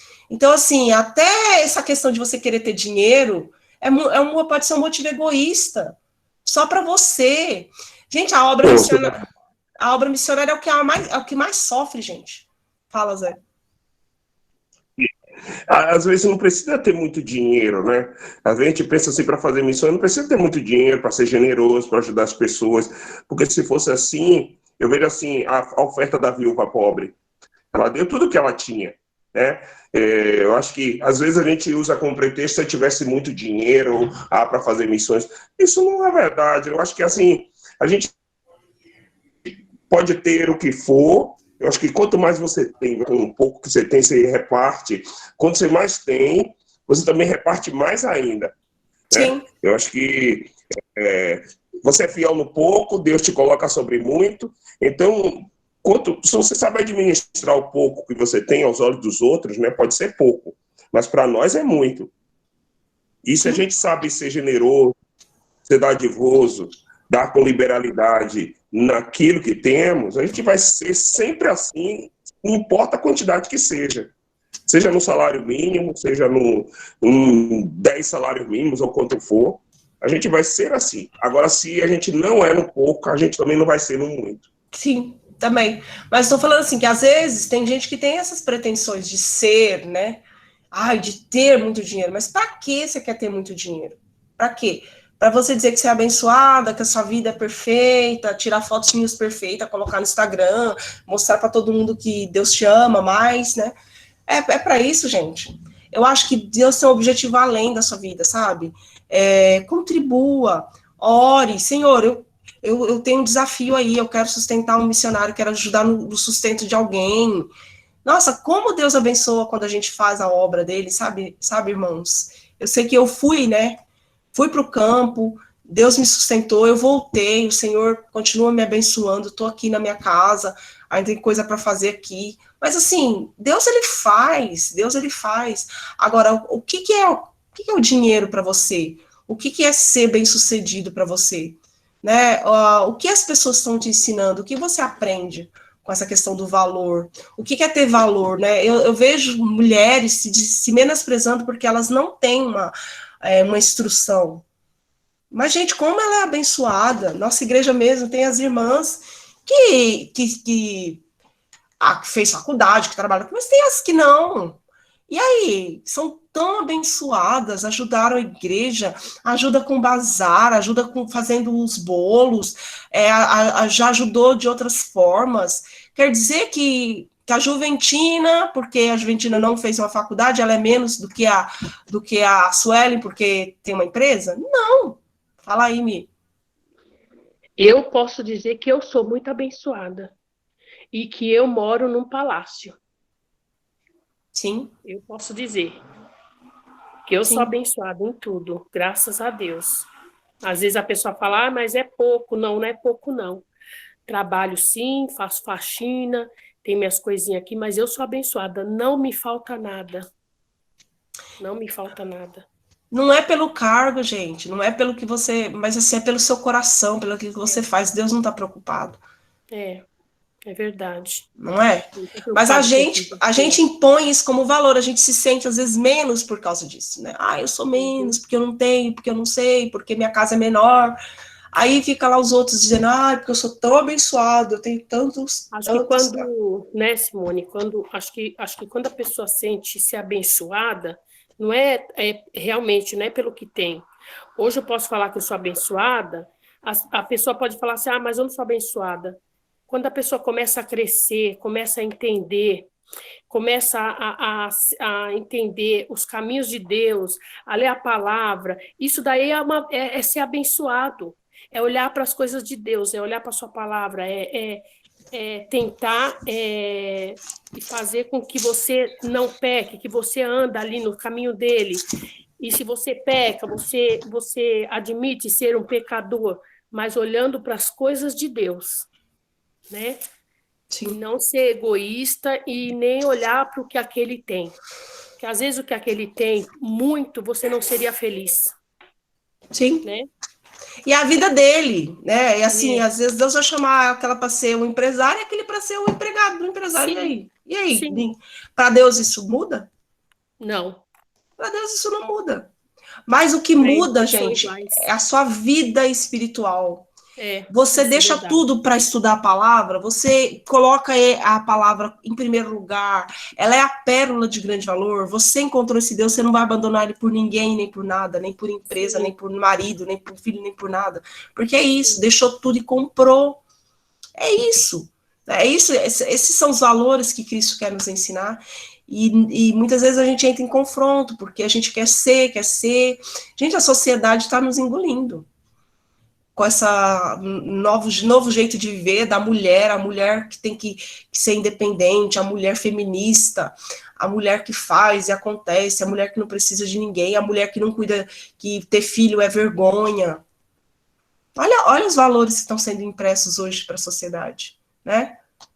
A mulher que tem filho, mas não pode ter uma barriguinha, porque ela tem que estar tudo em cima, então ela tem que ficar fazendo procedimento estético o tempo inteiro, para mostrar para a sociedade que ela tá sarada, bonitona, né? O cara que tem que ter e que se acha. E a gente se vê dentro dos cristãos esses mesmos valores, esse mesmo modelo de igreja paradisíaca, com luzes, parece uma nave, parece que todo mundo vai voar ali dentro, parece estar num show de rock. Toda igreja tem que ser assim, todo crente tem que ser assim, não pode ter nada mais simples, tudo é glamour, né? Tudo é...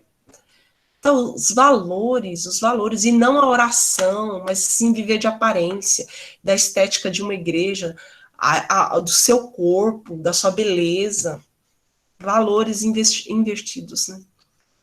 Pode continuar. Quantos valores e ética convergem? Nós vemos os nossos sistemas de valores nem sempre entram em acordo com o sistema do valor de Deus. É triste.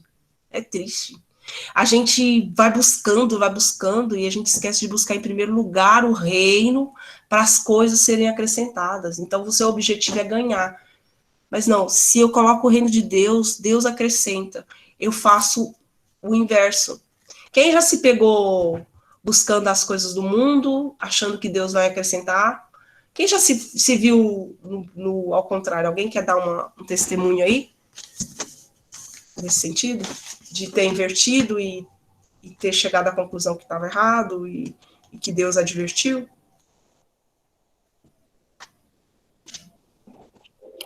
Eu posso me dizer que alguns anos atrás eu não valorizava a igreja que eu estou, a PIEC. Eu procurava luzes, holofotes em outras igrejas e até mesmo tive uma saída da igreja que eu estou para ir para uma outra igreja, porque lá tinha luzes, brilho, cantores gospel e tudo aquilo. E um dia eu tomei uma cacetada, tomei uma paulada. Foi uma circunstância... De quê? Tomei uma paulada, porque Deus confrontou comigo, Deus falou comigo. E eu estava na igreja, lá nessa igreja, que nem existe mais essa igreja. Porque, olha só, nem existe mais, gente. Você ia ser desigrejado. Que absurdo. O Rodrigo ia gravar um CD. Ia ser desigrejado. Não, e tal, e aquela coisa, valorizando a igreja. Aí um dia eu fui pedir uma coisa lá para um membro lá da igreja. Aí a pessoa me respondeu com tanta grosseria. A resposta dela foi com tanta grosseria que eu pensei assim, né? E Deus falando comigo: é assim que você quer ser tratado? É desse jeito que você quer ser tratado? Ou você quer ser tratado como na sua igreja, como as pessoas te tratam? Como é que as pessoas da sua igreja te tratam? Aquilo foi um choque anafilático, uma coisa assim, sem saber o que foi Deus confrontando. Você quer ser tratado com a pessoa da sua igreja, que as pessoas te repreendem com amor, que gostam de você? Ou com essa grosseria aí que foi lhe falada? Aí eu falei: olha, quer saber, Jesus?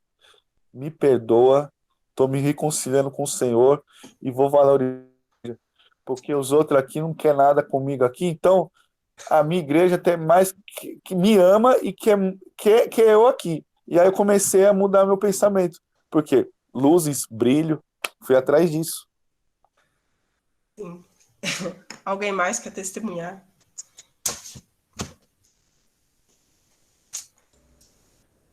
Ô, Rodrigo. Acho que o meu testemunho foi forte. O Zé só dá um choque de 220, mas não é anafilático. Ok, gente. Mas gente, às vezes a gente se pega olhando as coisas, né? Buscando as coisas do mundo, achando que, Senhor, eu vou trabalhar, vou fazer hora extra, não tenho tempo para ir para o culto, porque eu preciso ganhar dinheiro. Inútil vos será, bem cedo levantar, penosamente trabalhar, aos seus amados dar, enquanto dormem, aos seus amados ele dá, né? Então, e aí vai, gente. Como cristãos, temos a obrigação de alinhar nossos valores pessoais com os valores que Deus atribui às coisas. Quando Jesus anunciou que o reino dos céus havia chegado, ele anunciou algo inestimável, valor para as pessoas que não davam grande valor a isso. Então, gente, dá valor para o que realmente tem valor. Dá valor para a palavra, dá valor para o seu devocional, dá valor para você aprender, sabe? Quando eu olho para a igreja, acho que foi domingo passado, né? Eu sou meio maluca. Tava olhando e eu tava vendo a igreja pintada. Por dentro, né? Por fora ainda tá faltando. Mas assim, quando eu olhei, eu lembro que teve uma época que tinha uma mancha na parede, um negócio de goteira lá, coisa mais feia. E aquilo, acho que ficou uns 2 anos, aquele treco feio lá. E depois aí teve a ideia do bazar, né? Junto aí com a Mira, com a Neide, né? Com o pessoal todo, né? Com a Ana, que foi trabalhando, né? E foi assim, com força bruta mesmo. Porque ali é força bruta, né? Que mexe com aquele bazar. E aí foi juntando dinheiro, e depois, gente, consertou o telhado, e depois, olha, não tem mais aquela mancha ali. Aí o Tico, né, com uma bênção, né? Ele trabalha com isso, ele doou o tempo dele para ir lá pintar a igreja. Sabe? Gente, você acha que isso para Deus não tem valor? Mas quem é o Tico? Quem é o Tico? Não fez a faculdade? Não, tá... não, gente, olha aí a bênção. Ele foi lá, ele fez, os irmãos foram lá. Você acha que Deus não valoriza essas pequenas coisas? Não olha isso na nossa vida, sabe? Aquela igreja ela é construída com muito suor.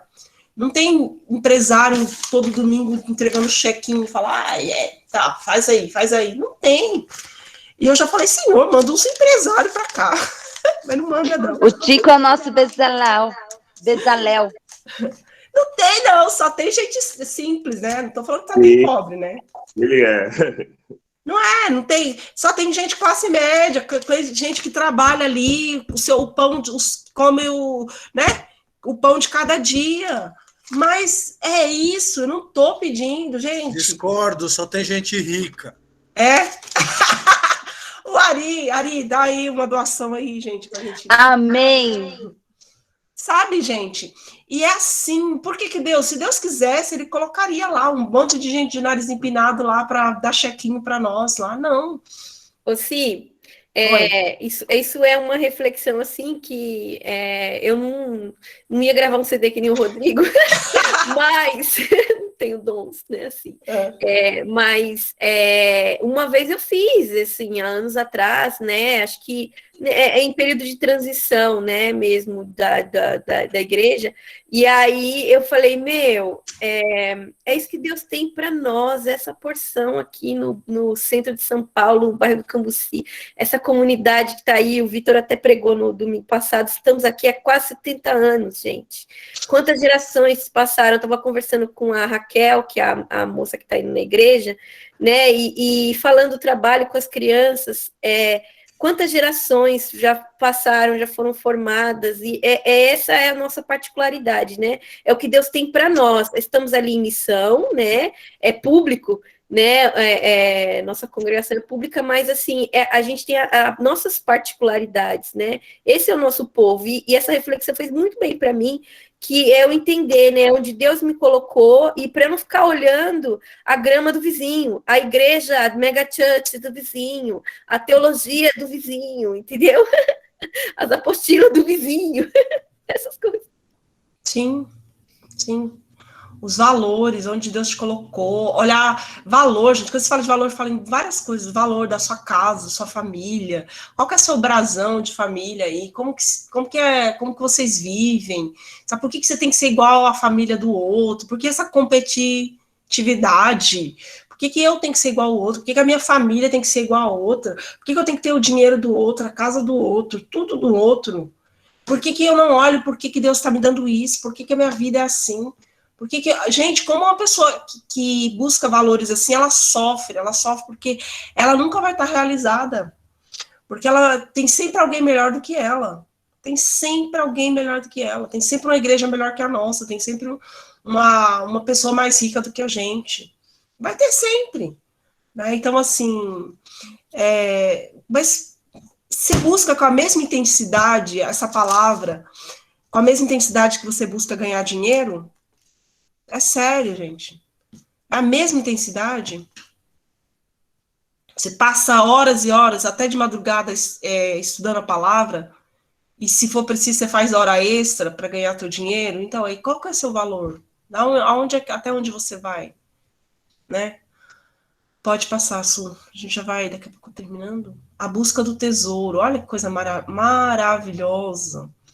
A busca do tesouro, gente. Como eu quando eu leio as escrituras, eu encontro tesouros, assim, eu falo, uau, olha o que eu aprendi aqui, olha o que eu vi aqui de novo. Eu gosto de fazer meus devocionais, eu gosto de pegar só um versículo e discorrer sobre ele.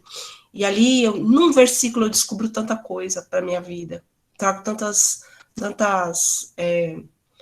lições, né? Esse encorajamento, eu não sei, gente, se vocês têm feito devocional, mas como é importante o devocional. É a caça ao tesouro.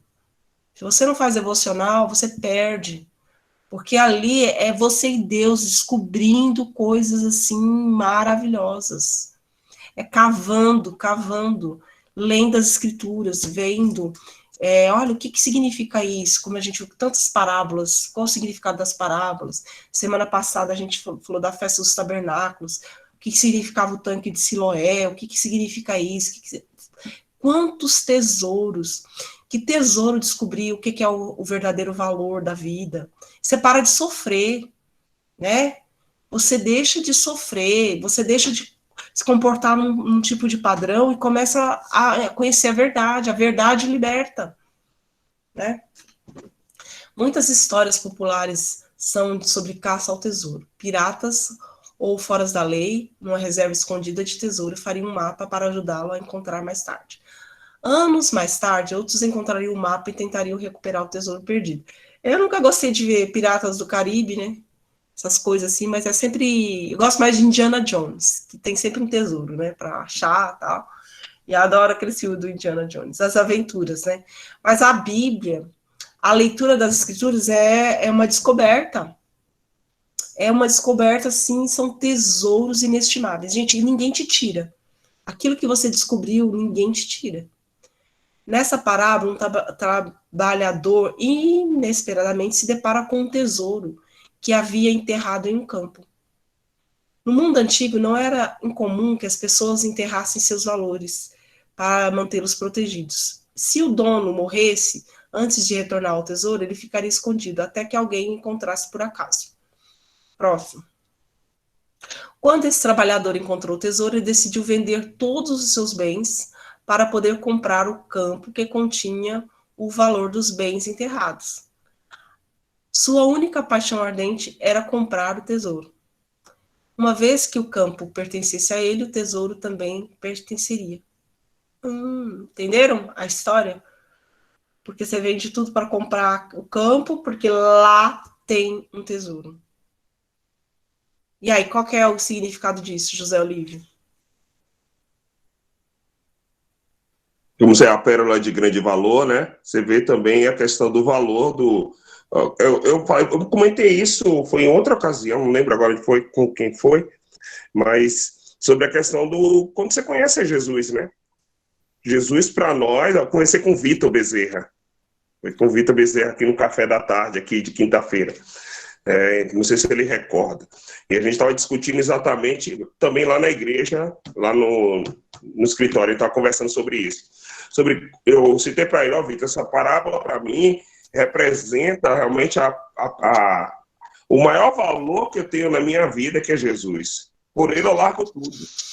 Eu deixo tudo como mais valioso, mais precioso, a fim de agradá-lo, a fim de realmente conquistá-lo, né? Então a gente tem Jesus, se a gente tem a Jesus como o maior apreço, o maior valor, não tem outra coisa que se compare ao preço, à grandiosidade dele. Então a gente deixa tudo, porque ele é o que é mais precioso para nós. Sim. Deixa tudo. Nada se compara. E você tendo ele, você tem todo o tesouro. É isso que é a ideia também, né, gente? Porque às vezes você busca as coisas. Buscar em primeiro lugar o reino dos céus e as demais coisas serão acrescentadas.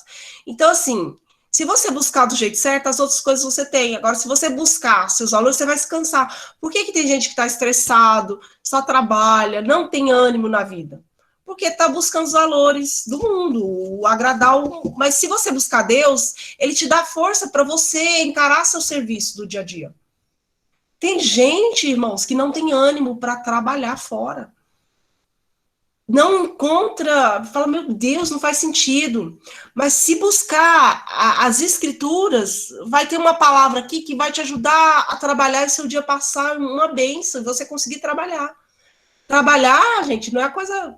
É bom trabalhar, né? Mas, assim, eu acho que tem gente que, se pudesse, não trabalhava, vivia de renda. Porque demanda algumas coisas, né? O seu tempo, a sua paciência, engolir sapo, né? Quem não queria viver no ócio, não fazer mais nada? Mas o Senhor te dá força para enfrentar aquele chefe, aquela situação... e você prosseguir, o homem precisa trabalhar. A Bíblia falou que o homem tem que trabalhar até o dia da morte, né? Vai comer do suor do seu trabalho? Todo mundo tem que trabalhar. Agora, tem pessoas que não quer mais, não sente prazer, não sente alegria.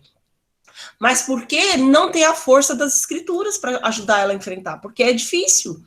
É difícil, gente, trabalhar fora, é difícil tudo. A nossa vida é uma vida de dificuldade, mas com Jesus a gente consegue. A gente vence os obstáculos. Então é olhar para o valor certo, para buscar primeiro o reino de Deus e as coisas ele acrescenta. E ele acrescenta, ele é galardoador, ele dá presentes, ele é um Deus que faz, né? Então, da mesma forma, um joalheiro se depara com a mais fina pérola que ele já havia visto. Sua coleção provavelmente incluía muitas pérolas e gemas valiosas. Ele se separa de toda a sua coleção para comprar a pérola de grande valor. Nessas parábolas, ambos os homens se deparam com algo tão valioso que eles alegremente sacrificam todo o resto para poder possuir tal coisa. E você? E você? Qual é o seu valor? Você deixa tudo pelo valor? Ah, mas eu vou perder? Não, você vai ganhar.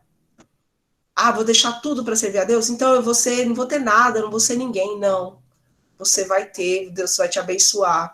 Não é porque o Mais José foi missionário, né, e que a gente não aproveitou, que a gente não viajou, que a gente não comeu fora.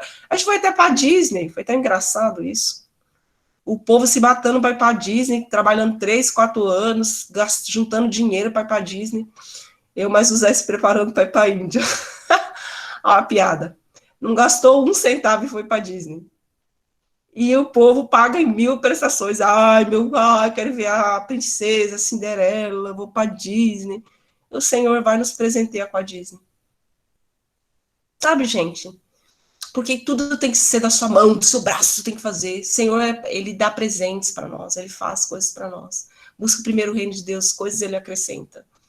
Lugares que eu conheci, restaurantes que fui, então talvez nunca tivesse dinheiro para ter ido nesses lugares, e fui.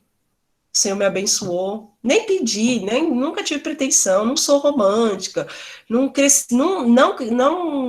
crio minhas filhas com negócio de princesinha, você vai para Disney um dia, mamãe vai pagar a viagem, não, é realidade aqui em casa.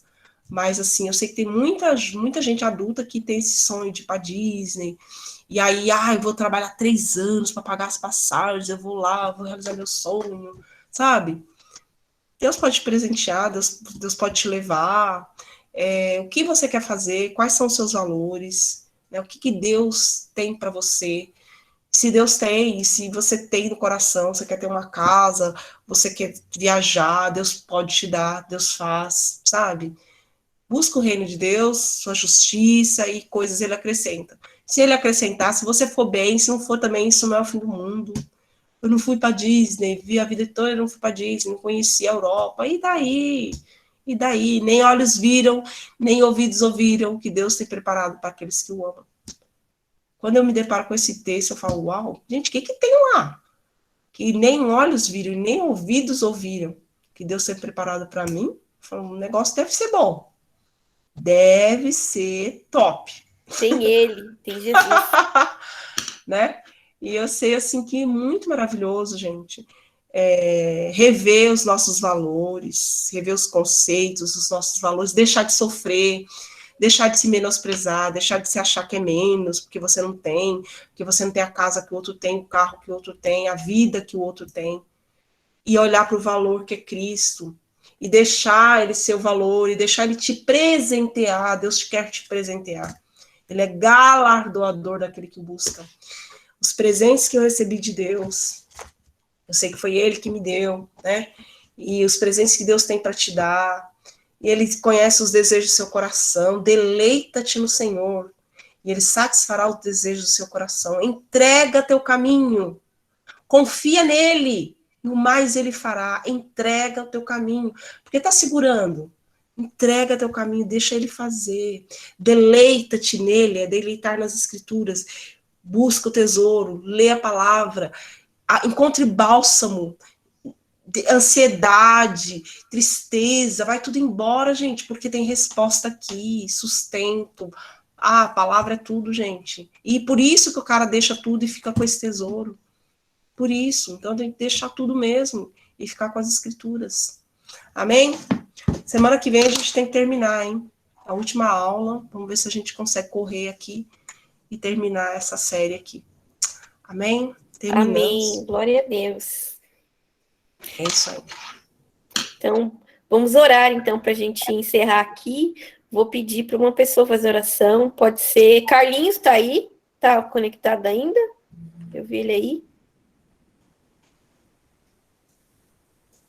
Carlinhos estiver aí? Será que está? Su, oi. A Joventina está aqui comigo e participou da IBD também. Que linda! Então é a Ju que vai orar. Ju, até falei mal da Ju hoje. Ainda bem que não falou muito mal, né? Só pouco. Pode orar. Tá.